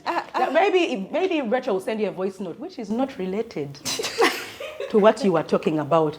Manuela will just keep quiet. Angie will send you a DM. Banage, what have we decided? What was that? And in my mind, I'm like, what What the hell? is this? It has it frustrated me so much because I wasn't used to it. I didn't know what to do with it. Creatives, for them, when for you see disorganization, for them they see an opportunity to do, to work with. Eventually. Yeah. And that's the funny part. We all get to where we are supposed to do. It's the process that's different.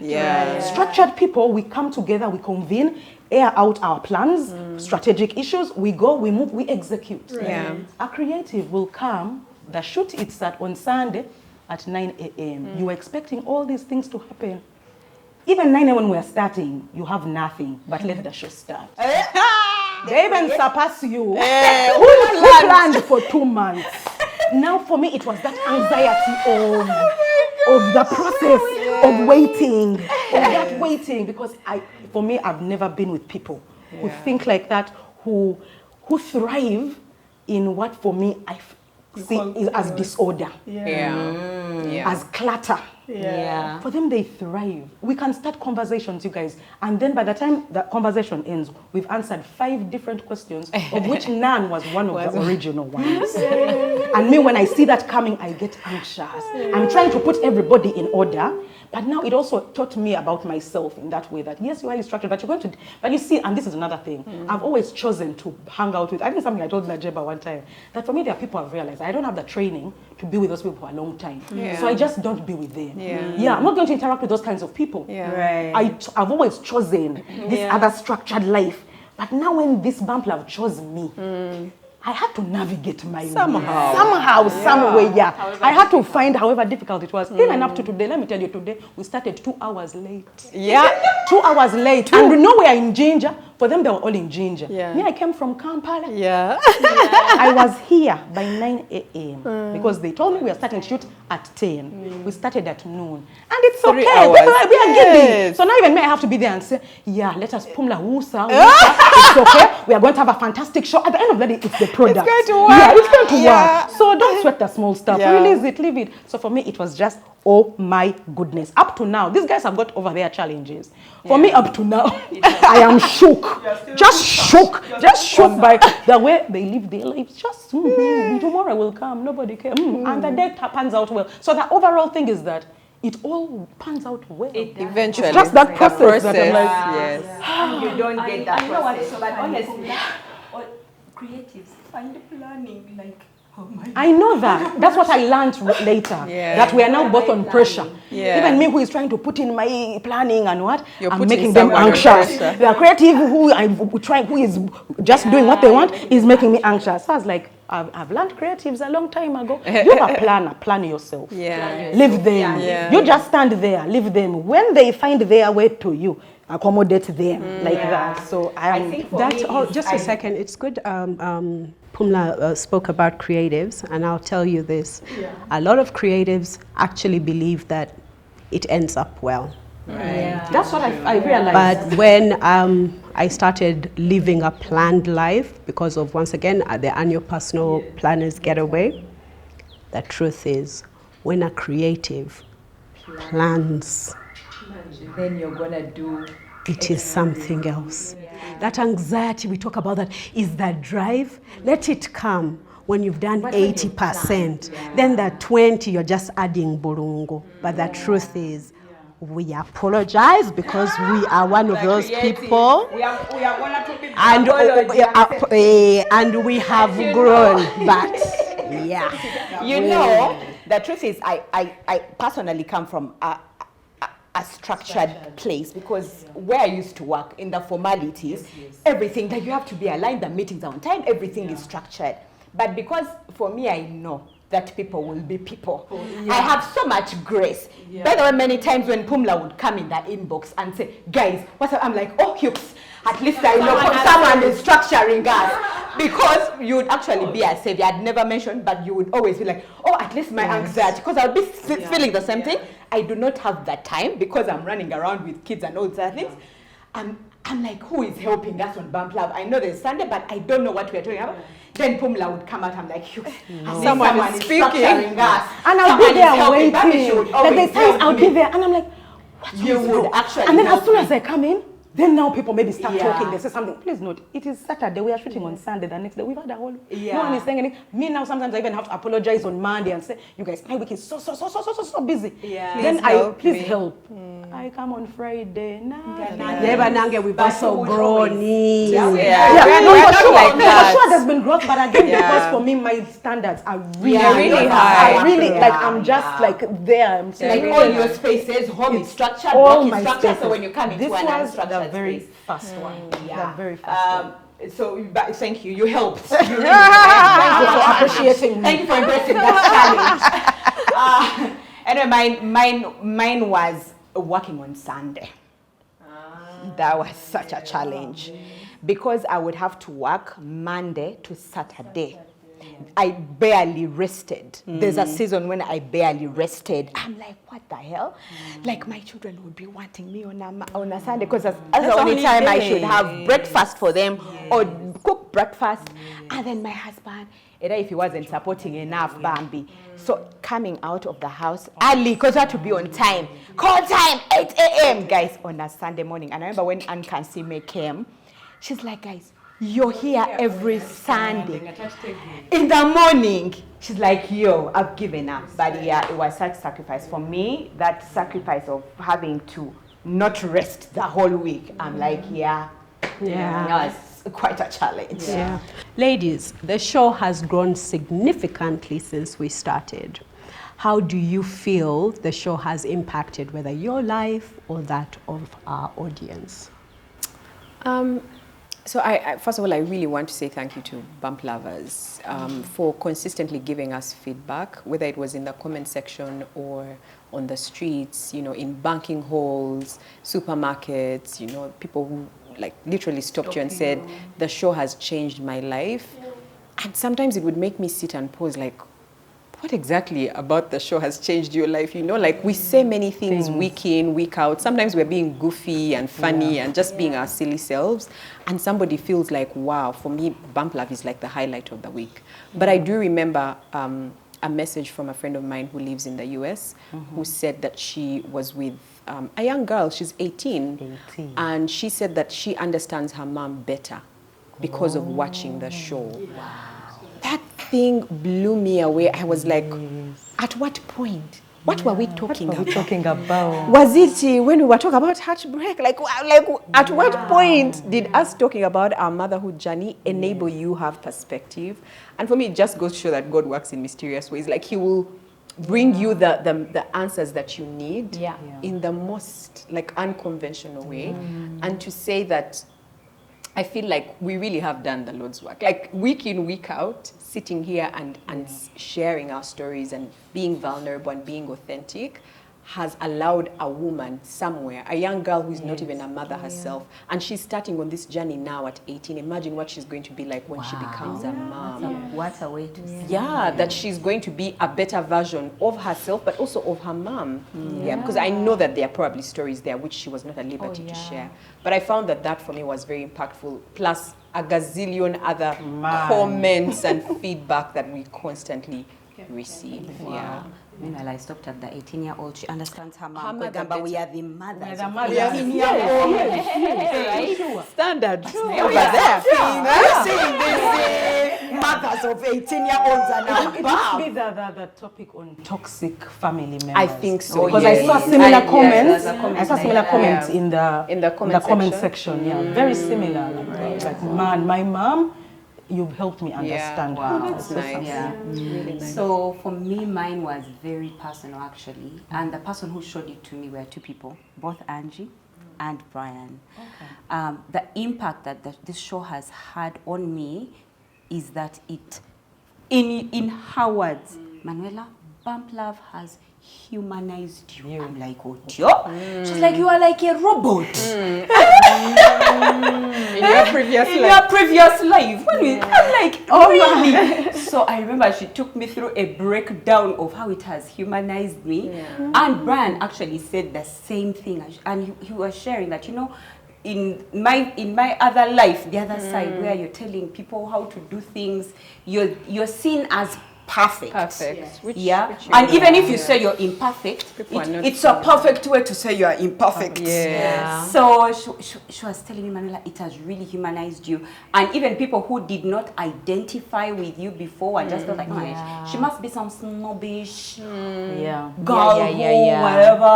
What Bump Love has done is that I've been able to share my story. It's been a perfect platform to be able to share my weaknesses, my struggles, my pains, because you don't always get that platform. And that's what Bump Love has been able to provide for me. So I feel like now my audience outside of Bump Love receives me in a more holistic way, because the other side, I'm a teacher. I'm generally a teacher. It's like did you see how those how they were making teachers do the P7 test? Right? So that's what Bump Love has done for me. I've done that test.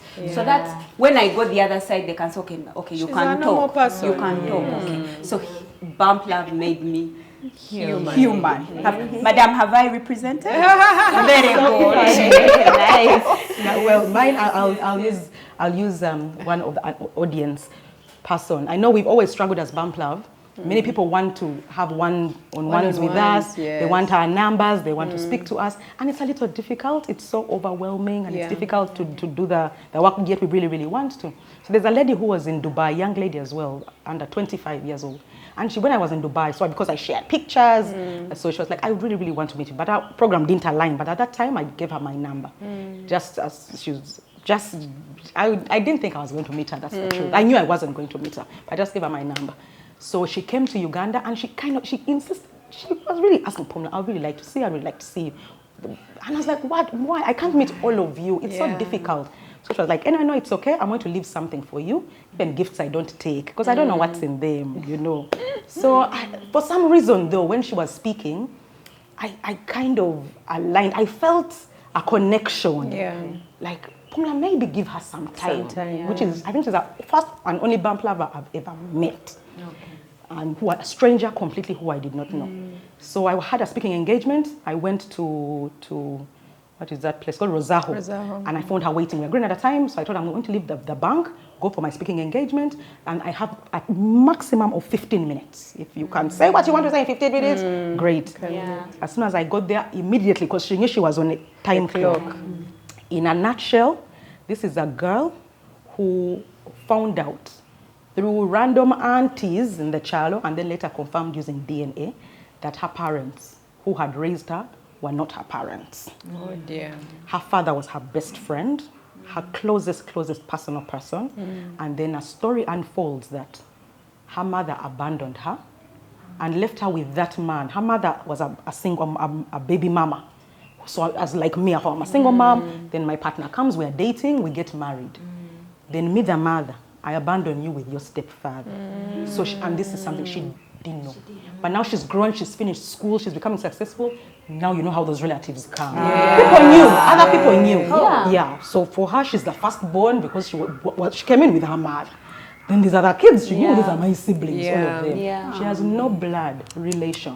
This is a 21-year-old. And remember at that age, you can't process that information. You can't process that information. She felt so abandoned, she felt so lost, she was clinically depressed for a while, and then she was doing I think culinary schools or something, so she was able to go to Dubai to work from there. So she said when she saw an episode, I think one of the first ones she saw was the one where we were talking about our relationships with our father-daughter, and she spoke about how I had spoken about forgiving my father about something, and she was like, she felt like when I spoke about my connection with my father, she said that is my connection with my father.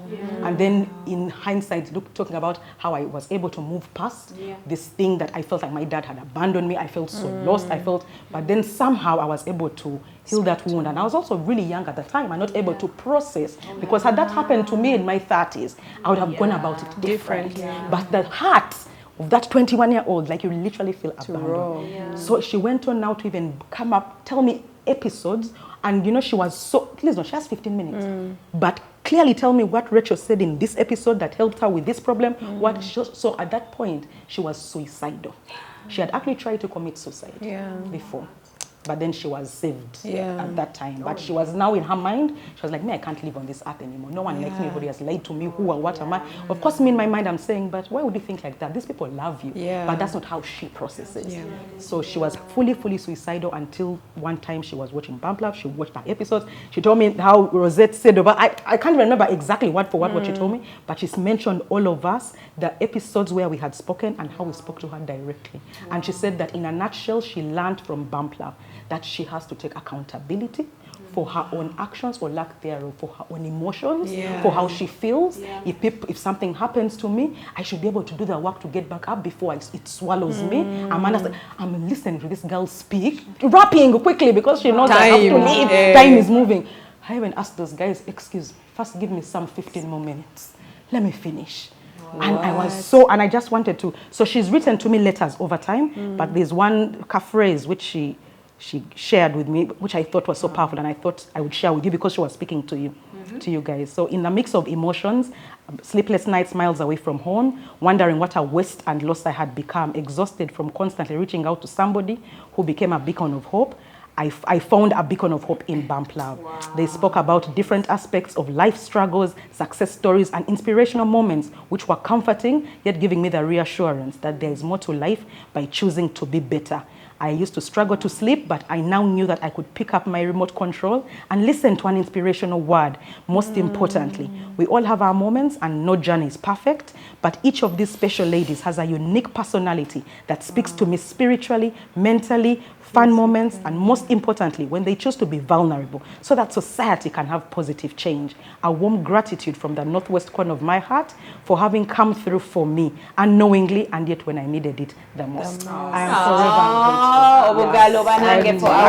For me, it was, I felt like not only did we change lives, but we've saved them. Wow, that's powerful. We have saved lives.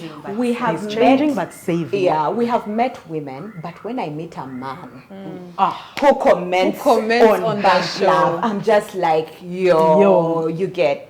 Because, when we started, we thought we'd be speaking to women. And when we evolved, we are doing womanhood, this whole parenting, this whole, adulting thing together.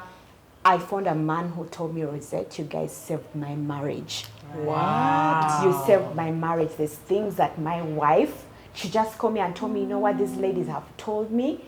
I don't know, there's something we shared, I think on marriage or something. Is that the Kuguma episode? But there are many. We speak about marriage. And she just kept saying, like Rachel had said this, then Pumla, because he was telling me what the wife told like my wife, she's a completely different person. I like how she's changed this whole, like there's a way she was, and now after watching you, because she's always talking about you guys. I don't know what you girls do. I watch like one or two, but when I find a man who watches Bump Love and we're impacting their lives as well, it's honestly a win. There's a time I met another man and he recognized me in the supermarket. I'm like, hey, okay. The men are also, finding impact from here. So honestly, it's so rare for men to admit. I think they watch vicariously through their wives. Hello, Edgar Cheyune. I know, man. He's a single man and he watches. Oh, really? And he comments. And not to Edgar Cheyune, Latima Wandera. They are both single men, and each and every episode, they give me feedback. There's even those who comment every episode. They are also those ones. Those two are also there. That's true. Gordon Mogio. That one is our guy. That one is our person. That one is our person. And then enters our inbox. Yes, our things are real. So cool. Gordon is our person. Most times because I'm not really social media, just You're my sister, but carry on. I get there and the things have bypassed. You can't find Gordon's good things. Like now I can't respond. I will speak about the impact that Bump Love has had on my life. As I said, from my father's house, I entered my husband's house. I have lived a very sheltered life.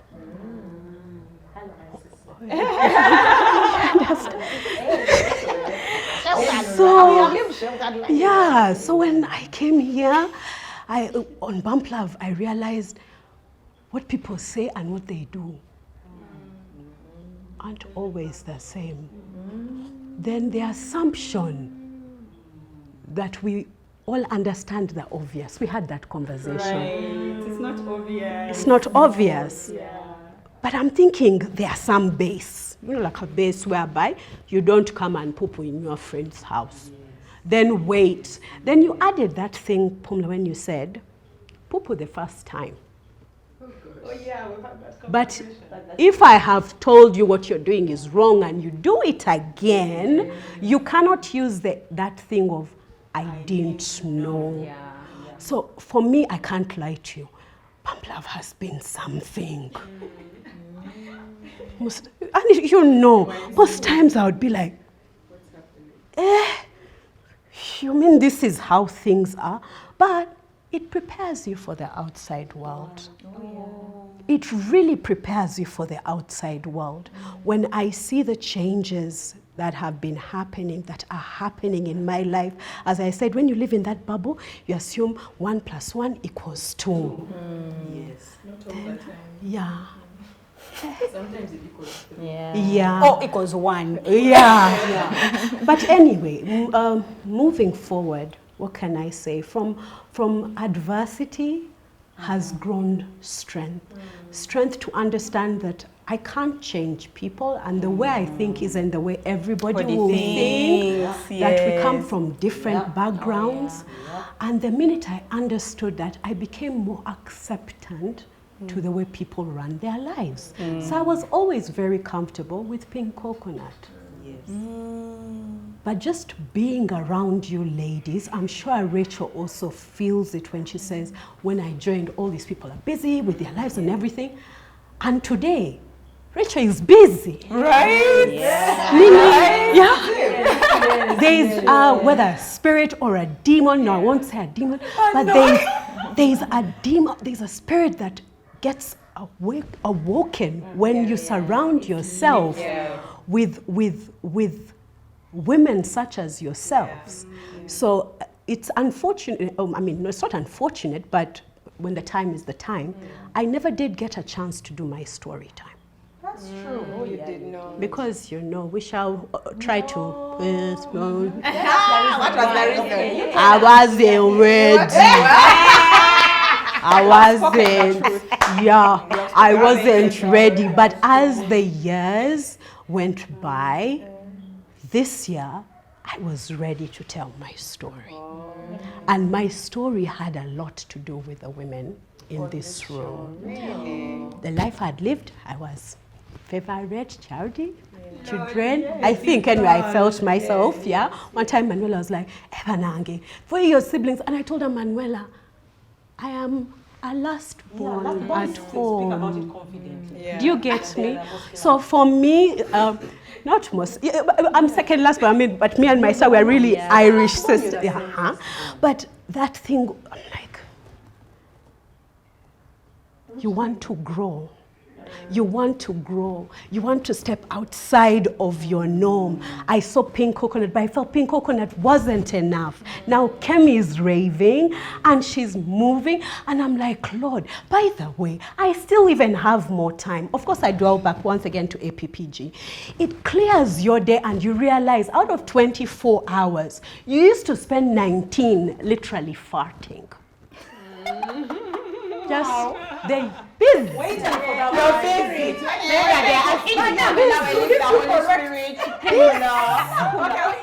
You get. I was.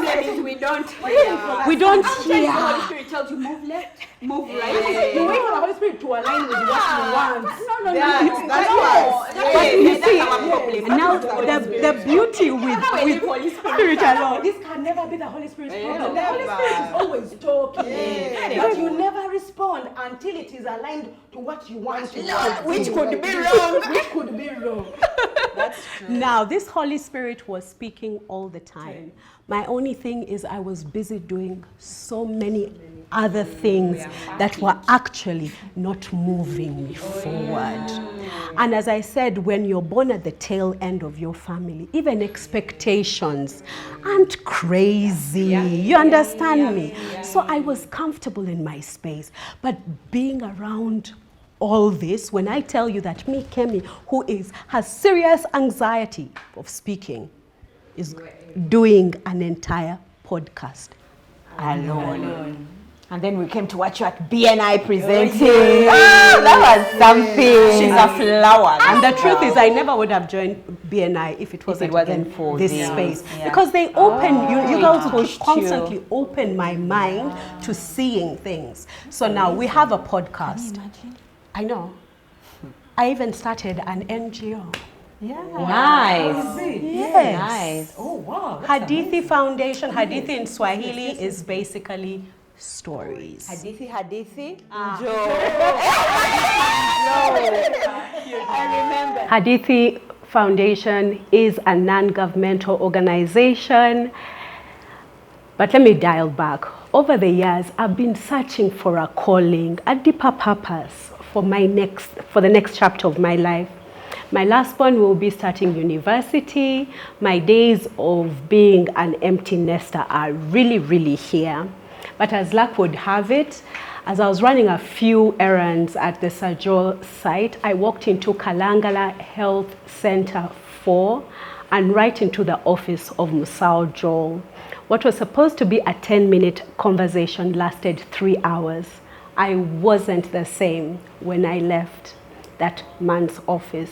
For the last 7 years, Musao Joel, a nurse and a clinician and man of authority in the sickle cells world, Dr. Frank, Brian, Julius, Joseph, and so many others have been foregoing their allowances to cater for the sickle cells community in Kalangala with the aid of the government of Uganda and Duke University.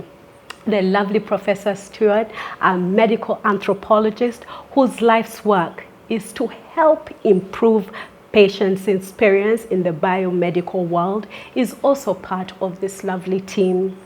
Sickle cells isn't contagious, and yet it carries the stigma of that of HIV/AIDS. Hadithi Foundation was founded to tell stories for those that are ill or terminally ill, those that have been forgotten because they've been slipped through the cracks. This non-governmental charity organization is here to lead sickle cells awareness projects and visibility. We will be coordinating community outreach programs, ensuring effective communication channels are established, and we will also represent the clinic under the sickle cells community of Kalangala as a mouthpiece to champion this endeavor. We are currently producing a documentary with Konira Foundation, Duke University in collaboration, and we will be working with Media Factory that is run by the illustrious James Mbiri, an NGO director, producer, and cinematographer. At Hadithi, we tell stories that will outlast this generation and many to come. Why sickle cells?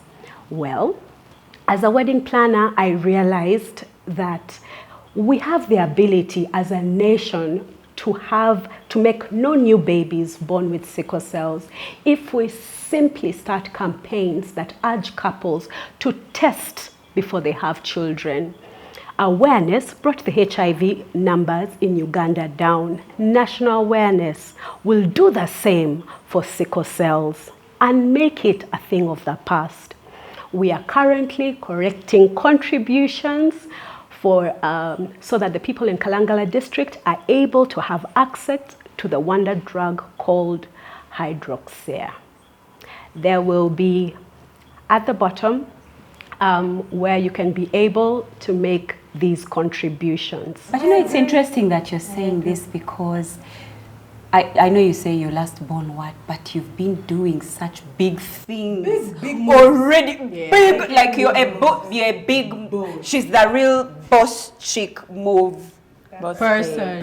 But you see that last Can ones you usually imagine? do that. So now imagine if she's Yeah. adding in more. Nice. I like that. They are gonna be Is- gigantic is- steps. is definitely there. Sorry, I know the show has gotten really long, but now let me tell you how APPG has now is entering the future of my life. So a while back, my parents gave me a piece of land in one of the most beautiful places in the world, and that is the Sese Islands. Oh, nice.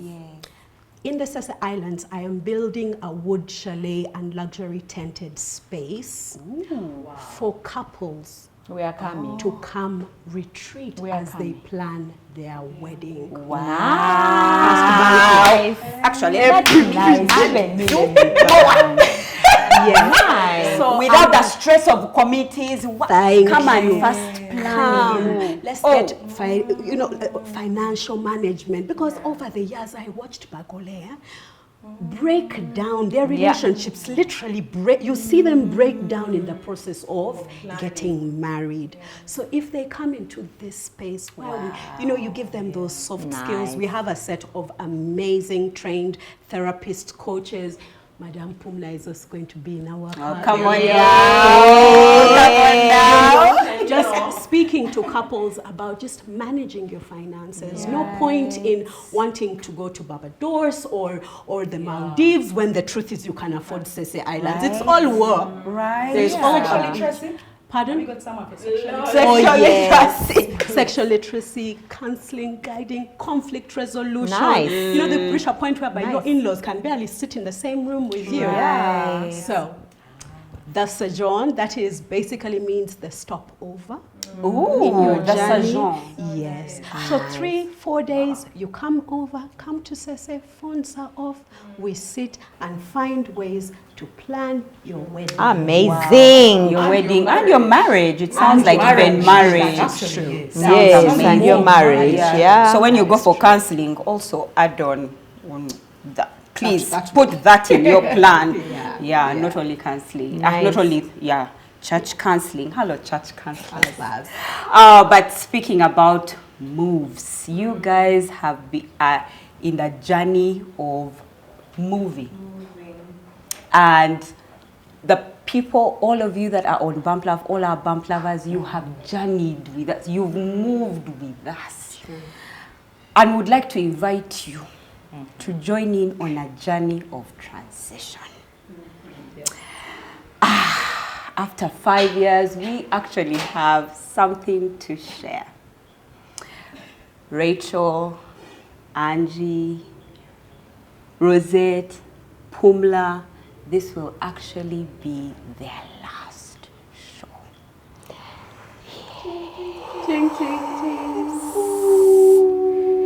You can hear a pin drop. Yes, you can. The truth is, life has seasons, and there's times when people need to move. And we love the show with the 5 of us, and we've reminisced about the goodness of our diversity and the goodness of even our similarities. Yeah. But the truth is, when the time and the season aligns and it's time to move, we have to respect the season, because if you don't respect it, the season will season you. Yeah, It will season you. And so with so much this, how they're bittersweet, so much bittersweet feelings, we actually have to say goodbye to these lovely, lovely ladies and look upon a time when we'll have other ladies seated right here. And we're hoping that you will welcome them in as you've so done to us, how you've so graciously loved us in our differences. It's been beautiful. But since this is the last time we have you on the show, you have to say goodbye. You have to say goodbye. Just end on a happy note. With love from Bump Love. No. It will not happen. No. Yeah. I will try and be very, very brief. This show has grown me in ways that I never thought possible. Right. Opened my mind to other people. Again, like Angie and Rosette, who have grown up in sheltered homes. I have grown up in a very sheltered home, and on top of being sheltered, like a hard Christian home. And so sitting on this show with you ladies, I have had opinions, I've had submissions that sometimes made me cringe. But in my cringing, it was like, no, Rachel, like open your mind. Hear what they're saying, pick the lesson, pick the whatever value addition there is, run with it. Whatever doesn't serve you, don't take it to heart. Like let it not be like a hindrance or take it personally. And so it's just been nice journeying with you ladies. Each one of you has spoken to me and encouraged me either to come out of my shell or like shown me, there's something powerful about, I think the concept is mirroring. Okay. When Angie tells you, by the way, Rachel, you have a strength in this area, and you're like, do I? Come to think of it. And then it like gets you thinking about yourself in a different way from what you thought prior. And I've enjoyed that with these ladies. What you don't know is that off camera, we have longer and deeper conversations with each other that has gotten me thinking, oh, I can actually be something, I can be something beyond what I'm currently thinking. And I want to say thank you to all of you for just being you. Being yourselves, your random loud self.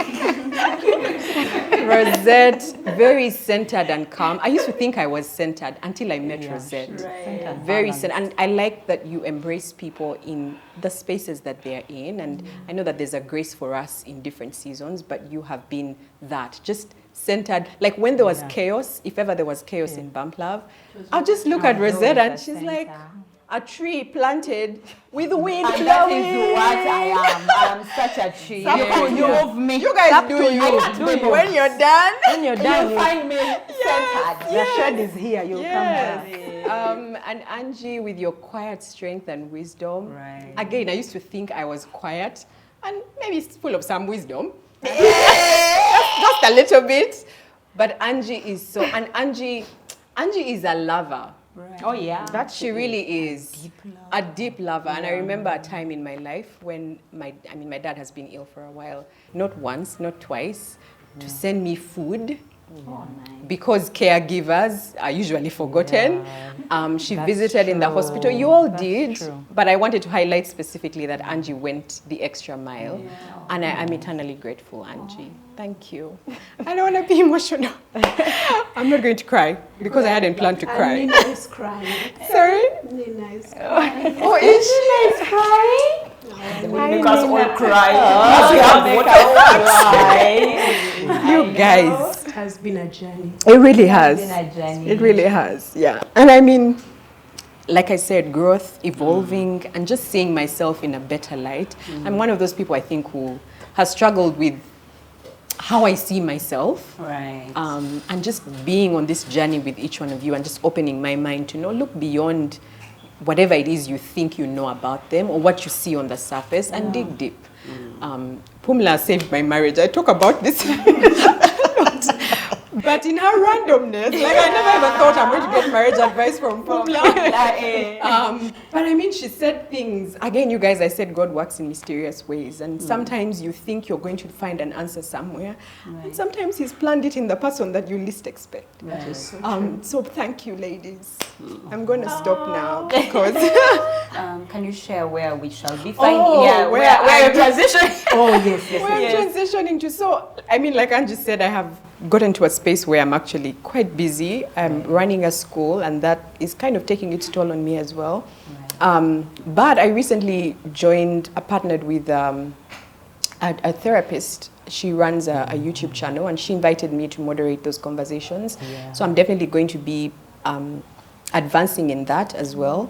And the hope this time round is that I will start my own YouTube channel. I know I've been saying this for like 5 years, but I feel like it is time. It's time. Yeah, I feel like it is time. And the show is called Reality Check. Oh yes, the show I do with Yeah, Dr. Ibis is Reality Reality Check. Check. Yeah. It's reality. When I'm ready with the other one, I will. You know where to find me in my socials. I'm mainly on Instagram. I don't understand Facebook nowadays, but Instagram. Yeah.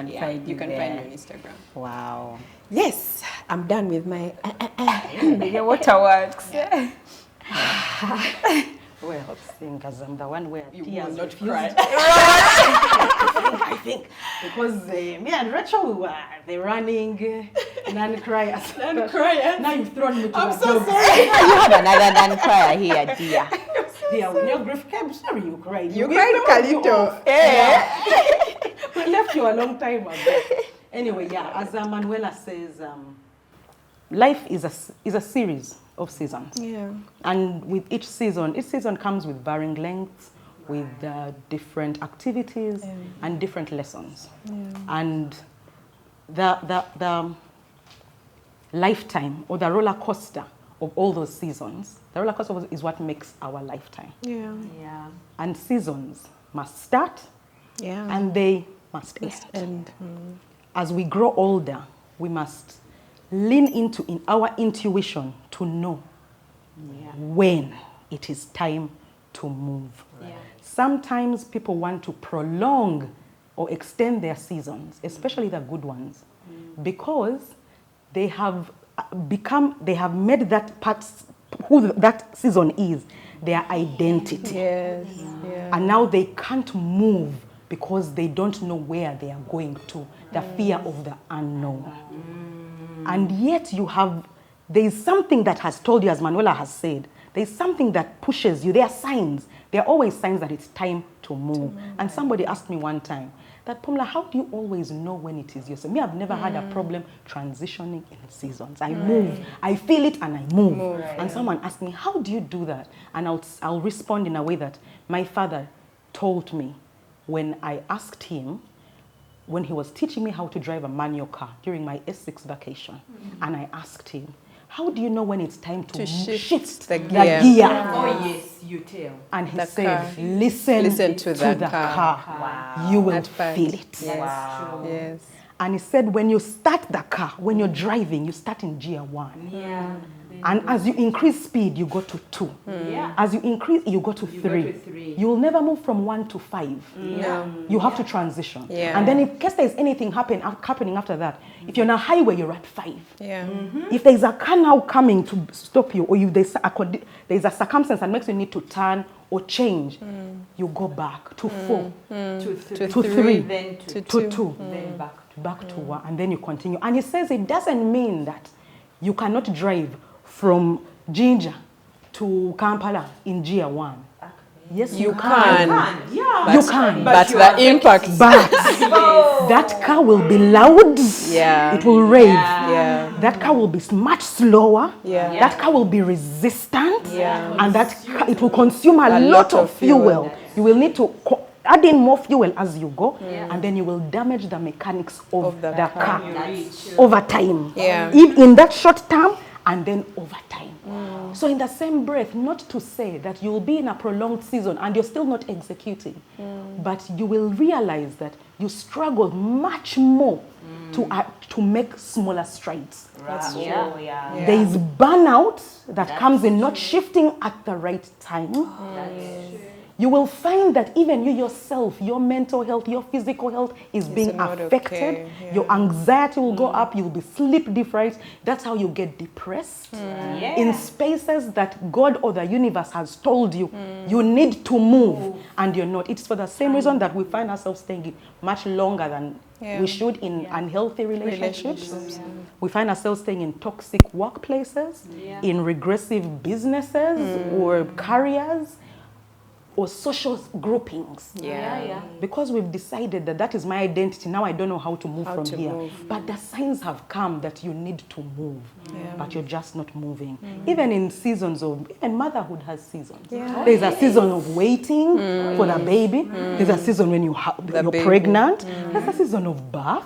There's a season of baby toddler. There's baby breastfeeding. There's teenage, and there's adult children. And there's a season when children leave the nest. And you'll find that you you have seasons, but somebody has decided when it's your season to transition out of baby toddler, somebody doesn't want to leave baby toddler phase and says, I will have another child. I'm staying here. Even that is someone not listening to their season. There's people who have decided that, this is who I am. I'm fearing to be in an empty nest. Let me keep having children. Let me keep having children or keep my big children around me for some reason. Let me disable them or manipulate them well enough to stay here. It is, and it's something which I saw, again, I'm sorry, Bump Love, you know me, and research and everything. But I saw that, like, even agriculture takes 70% of Uganda's GDP. So let me explain in farming terms. When you're farming, there's a season of planting, there's a season of growing the crop, there's a season of harvesting, and then there's off-season when you're fixing the machinery, preparing the land. And it is found that even in those seasons, there's a particular day which is best for planting, and a particular day which is best for harvesting.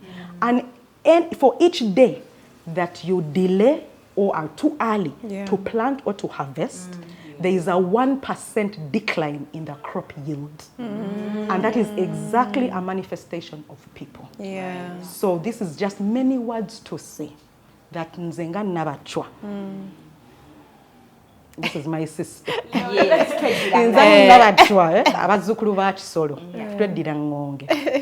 This, my season with Bump Love is done. And it is done on a happy and a really lovely note. Grateful. Sometimes leave power strong. Don't wait not for all the time. Not all the time things are bad, then you power things, you abandon. I feel like Bump Love, because I know people are going to ask, but you had now really reached the peak. This is the time.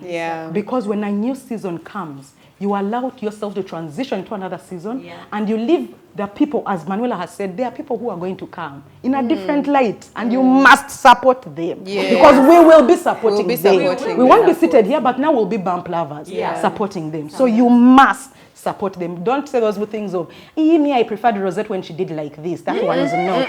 Please, assist us. We shall trust you from the comment section. We will trust you. So for me, yes, I've learned that in the growth journey, when I move to my next season, it's always a fresh start. There's growth, there's more opportunities, there's goodness, there's happiness, I'm alive, I'm starting afresh. Yes, and when I had my gear stop in Bump Love, I communicated, and I communicated in time, and people will say that, you guys give us something more. And I said, you know what? I will give you one more season, which I gave Bump Love. I gave them one more season. Either way, my gear stopped last year. I must make this known. It stopped last year, and I communicated. And I gave Bump Love one more season. One more. And as I've said, even after that season, it's something I've shared with my family and friends. Burnout. Because I was supposed to have left. But I did not listen to the calling because I felt that I still wanted to be here for Bump Lovers.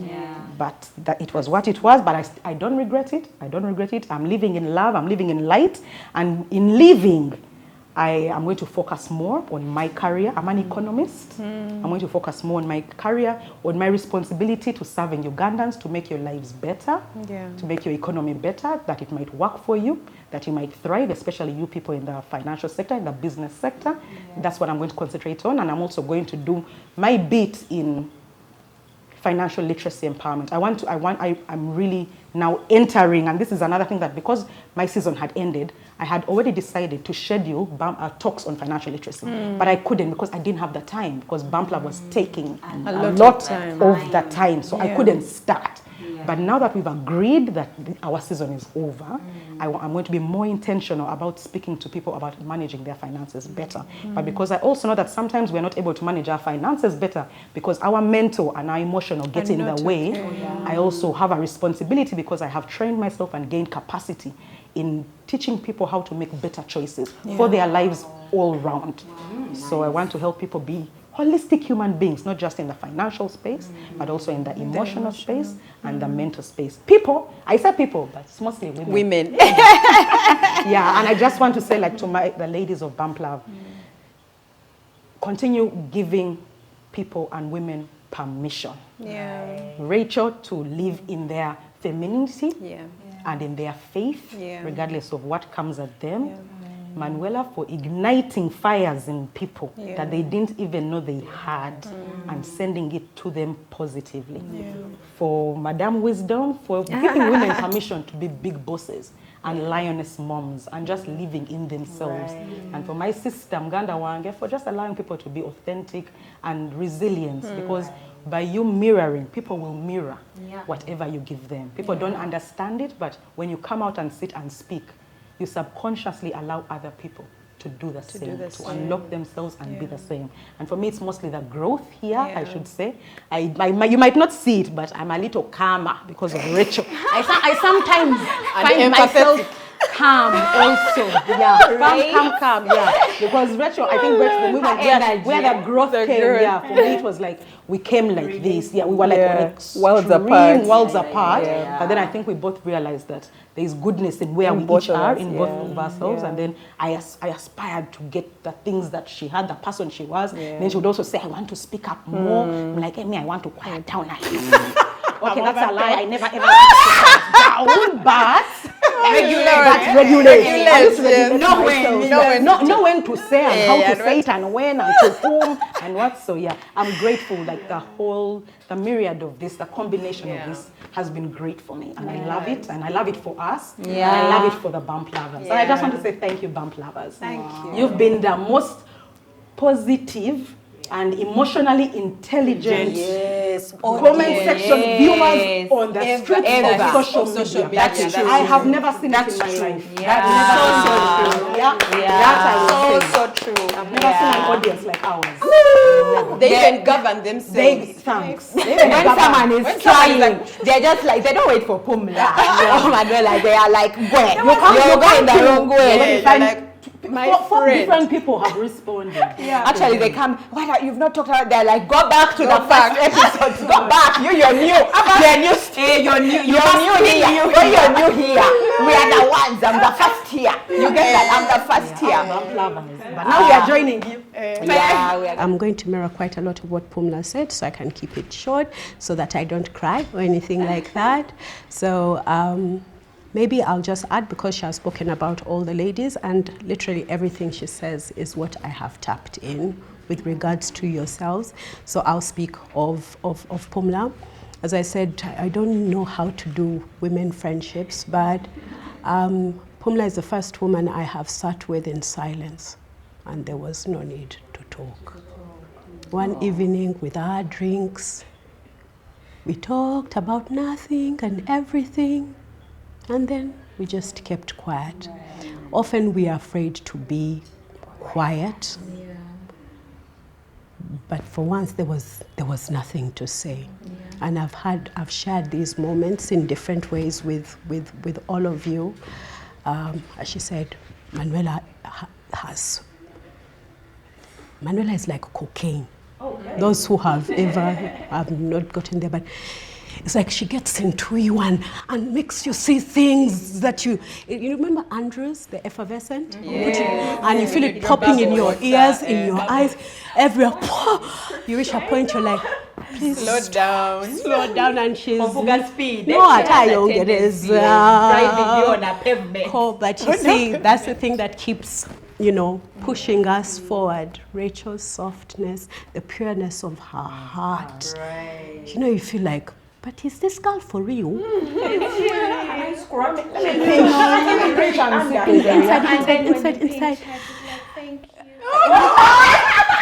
But these days she speaks up.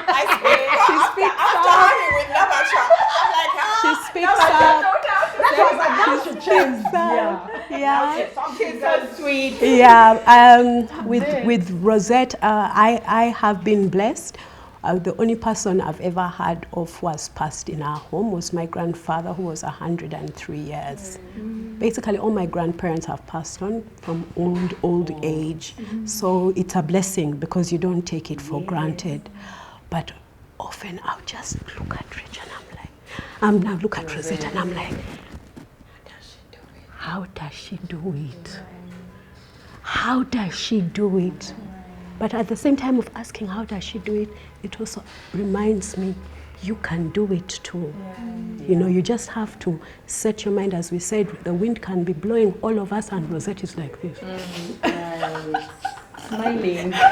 Steady, you know. So that was a beautiful thing. When you talk about seasons, I said, I've lived a sheltered life. I'd move from one thing to another without really thinking about it. But as Pumla said, last year, we were done. We were mentally and physically exhausted.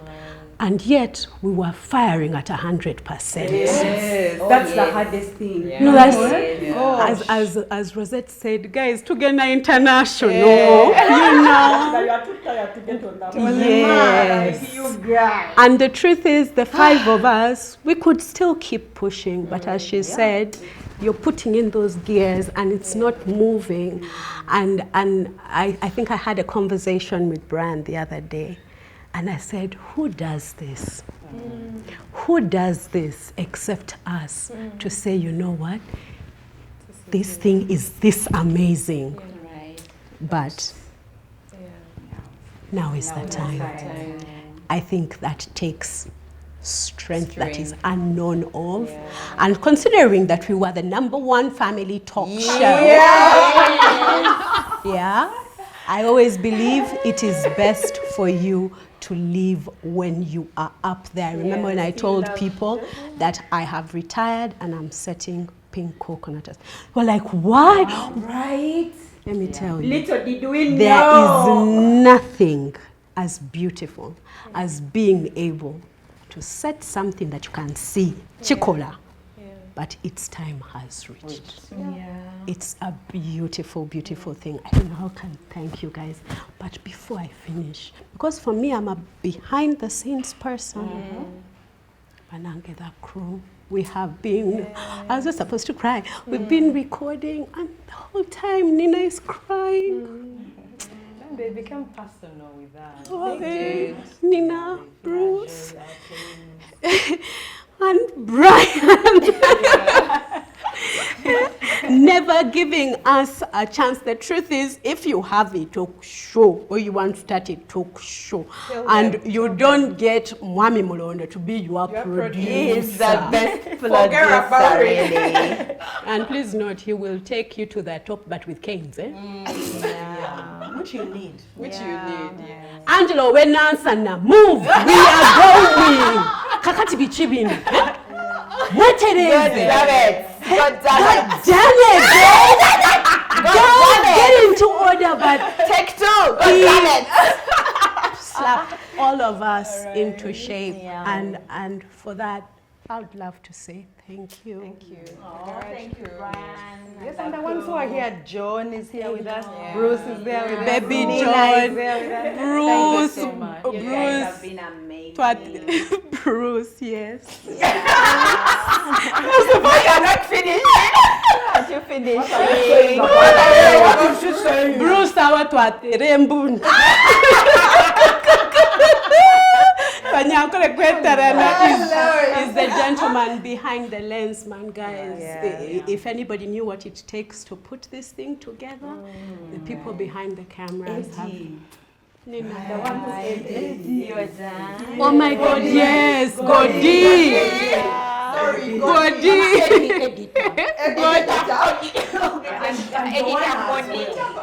And Joanne. There was a cameraman called Eddie, yes. Yeah. Nina is the only female on the team. And Nina has been the constant with her daddy, Mr. Mulondo. Always losing us on time. Nina, where are you? And she arrives. She took pressure. Vamp Love has been amazing. It really But yeah, you guys have spoken about seasons and Oh wait, She's not told us. I know she kind of hinted before what she's going to Oh be. yeah, tell us where you're going. Hadithi, Where do we find you? Maybe. She had said that in the other She part. did. Yeah, we just She did. did. Okay. Yeah, she actually did, and I'm so happy about that. It's so great. Right. I'm definitely. The Hadithi story requires a show of its own, but there are no more shows. No. Yes, I'm saying there are no more Bump Love shows, but I'm sure when we have it on the podcast, they'll be able maybe to teleport or tele something it on Bump Love, so you can understand where we're coming from. Our coconut squeeze backs. We need to put Hadithi squeeze backs because guess what, guys? Sickle cells can actually be completely eradicated. Completely. Because when you think about it, all it takes is 2 carriers. If people are able to test for AIDS and all these other things, why aren't we testing for sickle cells so that, we do not have any new babies that are born, sicklers? But yeah, as I said, we shall do that later. But yeah, I'm moving on. I'm happy, and it was about time. It was, and to my children now the Kabozi stories. I called Asante. I said, Asante, what do you think? She's like, Mama, there's definitely been growth. At least now when the show comes out, it's not like the first ones. I'll be like, oh, what has Mommy said? What has Mommy said? Now she's like, you're saying, but you round it off nicely. So to my children, I'm sorry for exposing you, and they're big. So they're actually, they watch the show, but thank you for letting me share your stories and lives with people out there. It is written that there's a time for everything. A time to cry and a time to laugh. A time to reap and a time to sow. And this is the time for Bump Love. It's our time to transition. Personally, I have evolved as a person. The lessons I've learned, the inspiration from all of you ladies, I don't take it for granted. When we started, I was also a bit timid. I was camera shy. Everyone had to, no, you can do it. Take 10. Take 27. Do it. Your hustlings are short. You get like, Rachel, you can't be the only one. Rosette has to do it.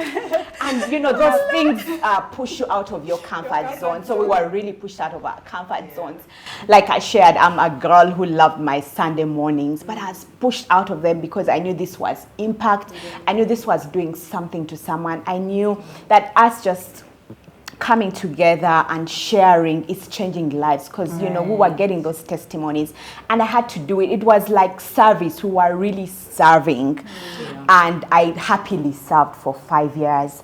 And for the lessons I've learned, honestly immense. Like I shared, when I came, I knew I was going to learn, and I learned from all of you.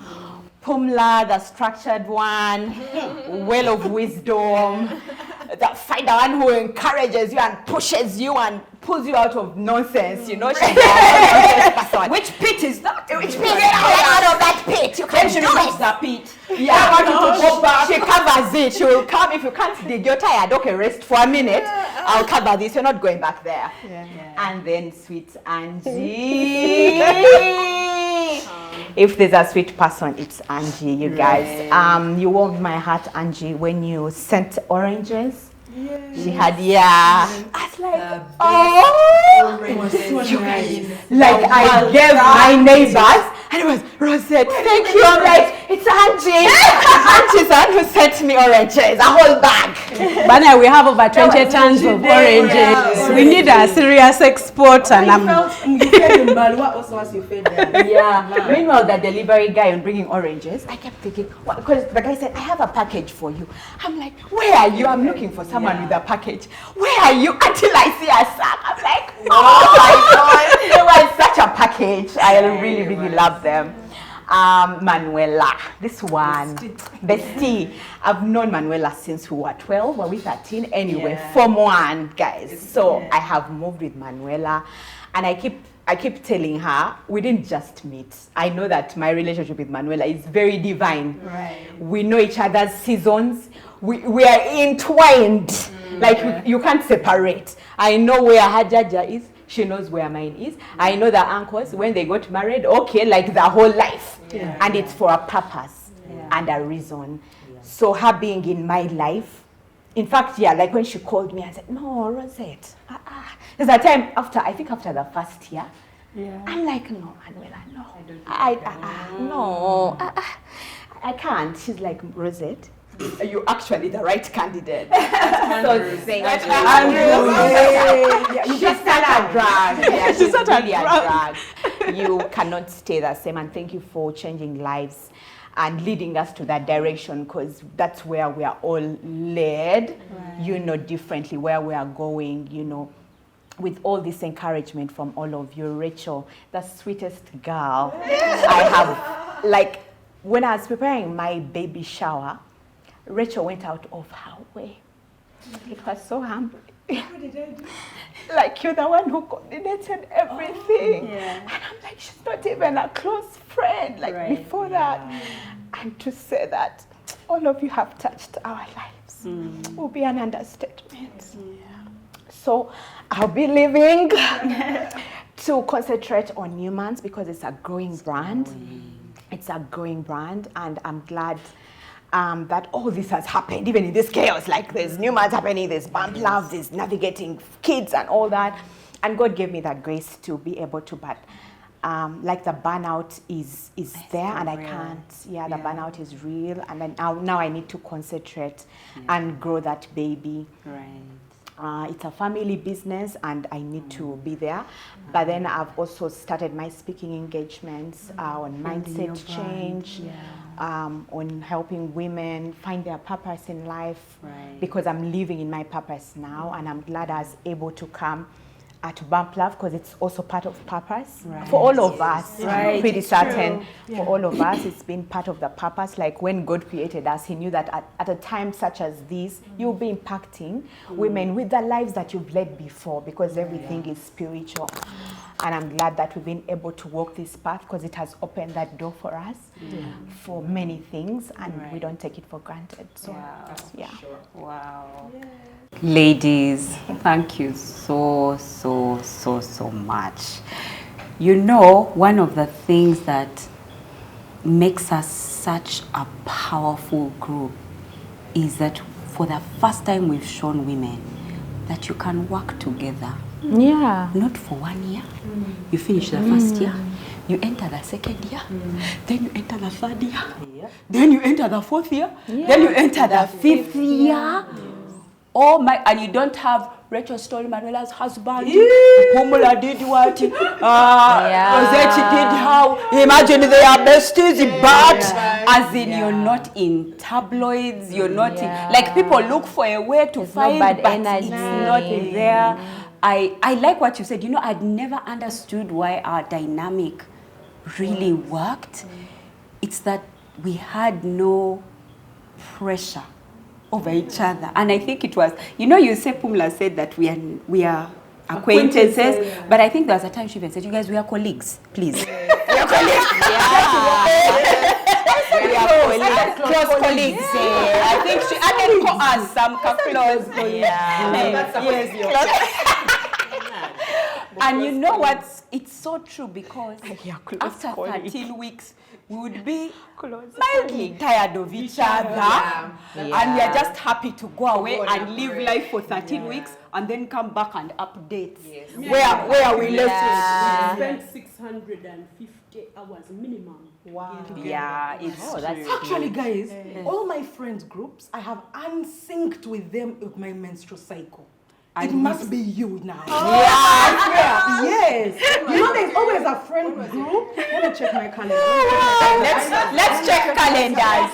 Let's check calendars. When was your last? I always have a friend group that I am. You're in sync. Yes, when I'm in sync. But everybody I'm asking, I ask someone for time. I'm like, I'm just supposed to do nothing. Let me check. Calendar. There was a time when do you remember that time when we went on thingy together? Everybody's like, who has? You're right, it's us. 2 weeks of the month. So it was end of the month. 8th, yes. Oh my God.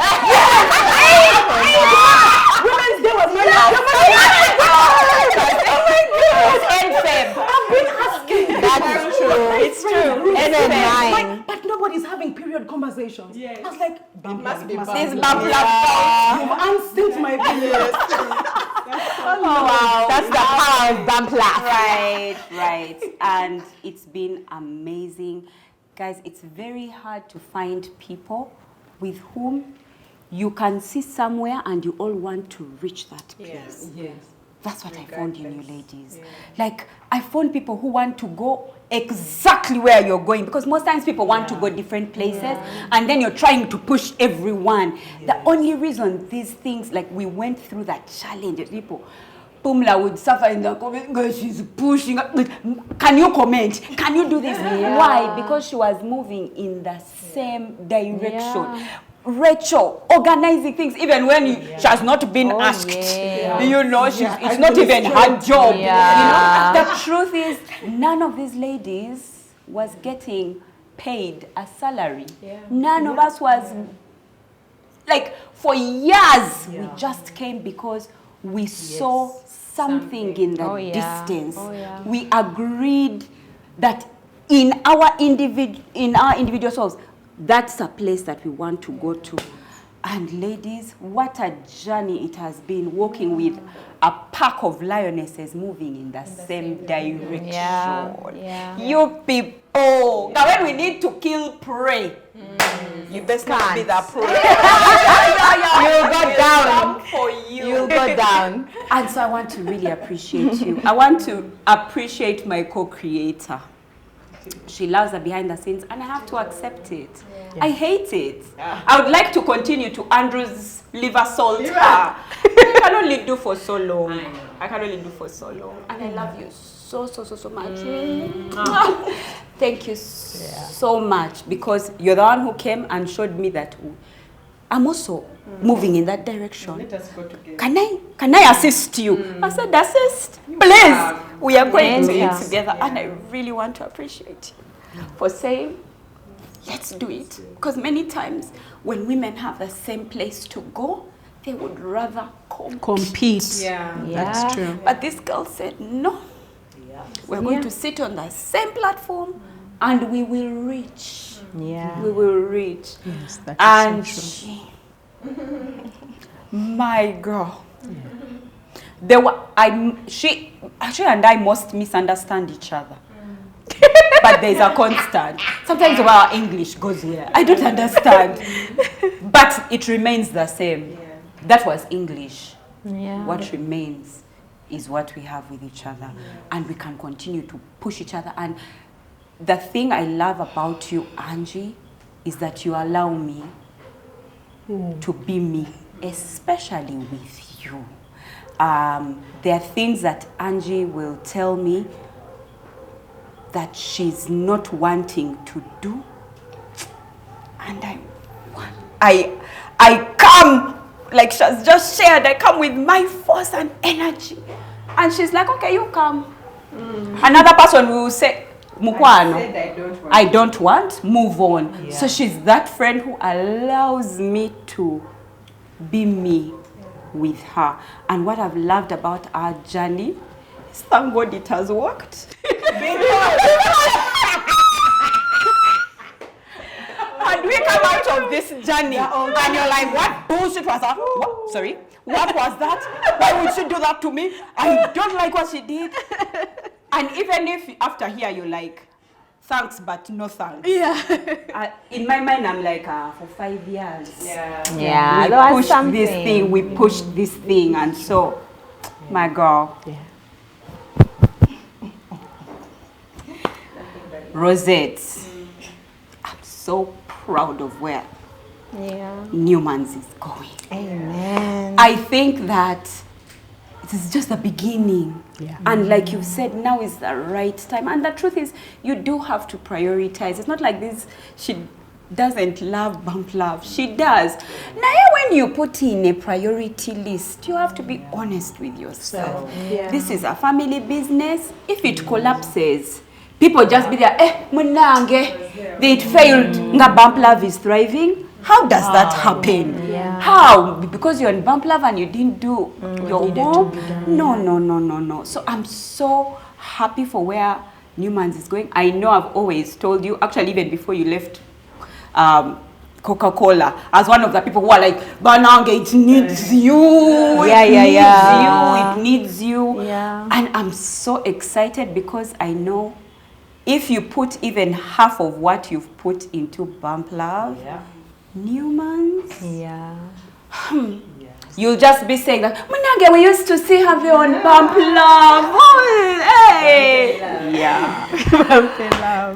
The girl everybody thinks we are exactly the same, and yet we are ever so different. I think because we are both loud, people think that, oh my, and we come with energy and fire, but we're so different. I feel that in Bump Love, you've given. What I knew you would give, Pumla, you've given. You didn't hold back.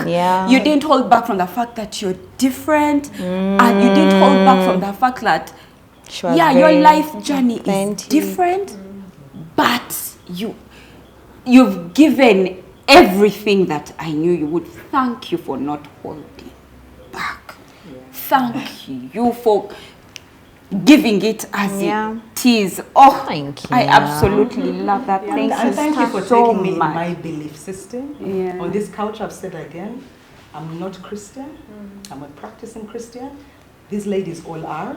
So you think I should be the one that they're like, but they have accepted me, they welcome me, they've appreciated my school of thought, accepting it, but still doing them. And I love the grace that you've allowed other women, secular women, to still thrive and understand that we can be better together. Right. So I thank you. If you can preach that word to other Christians, it would be good. I also didn't see that one. I'm even like, oh, how should I now end this show? All right. Should I call upon the Christians? No, They've had. No. Thank you so much for continuing to be different. And for all of us, for all you guys, I'm so glad none of us tried to be the other person. We just, because we each allowed the other to be who they are and to thrive, to be their authentic to support selves. each other even behind the scenes has been amazing. And you know what? It's not going to stop. While this is the last day you'll see them, it's just the last day you'll see us together.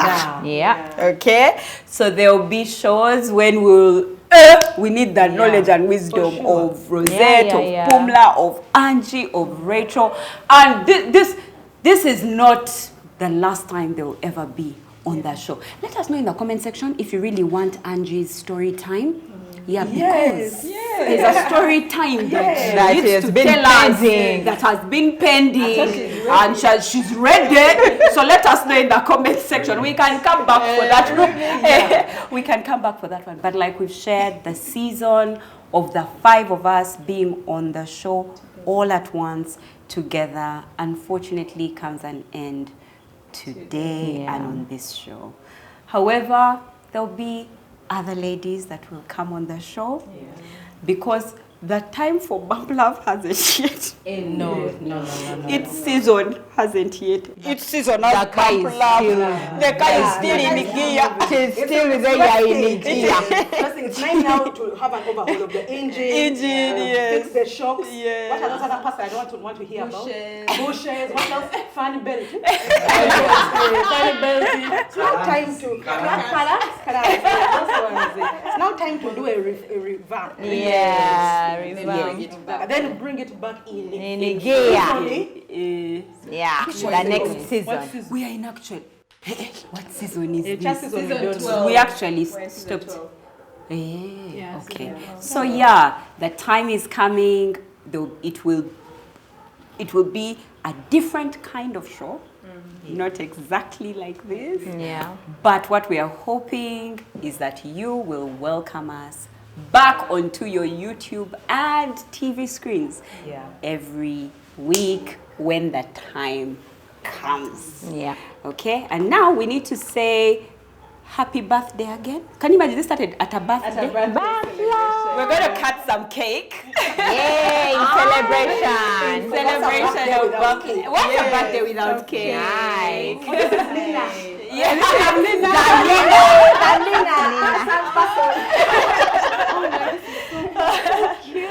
nice. Happy birthday, dear Pampa.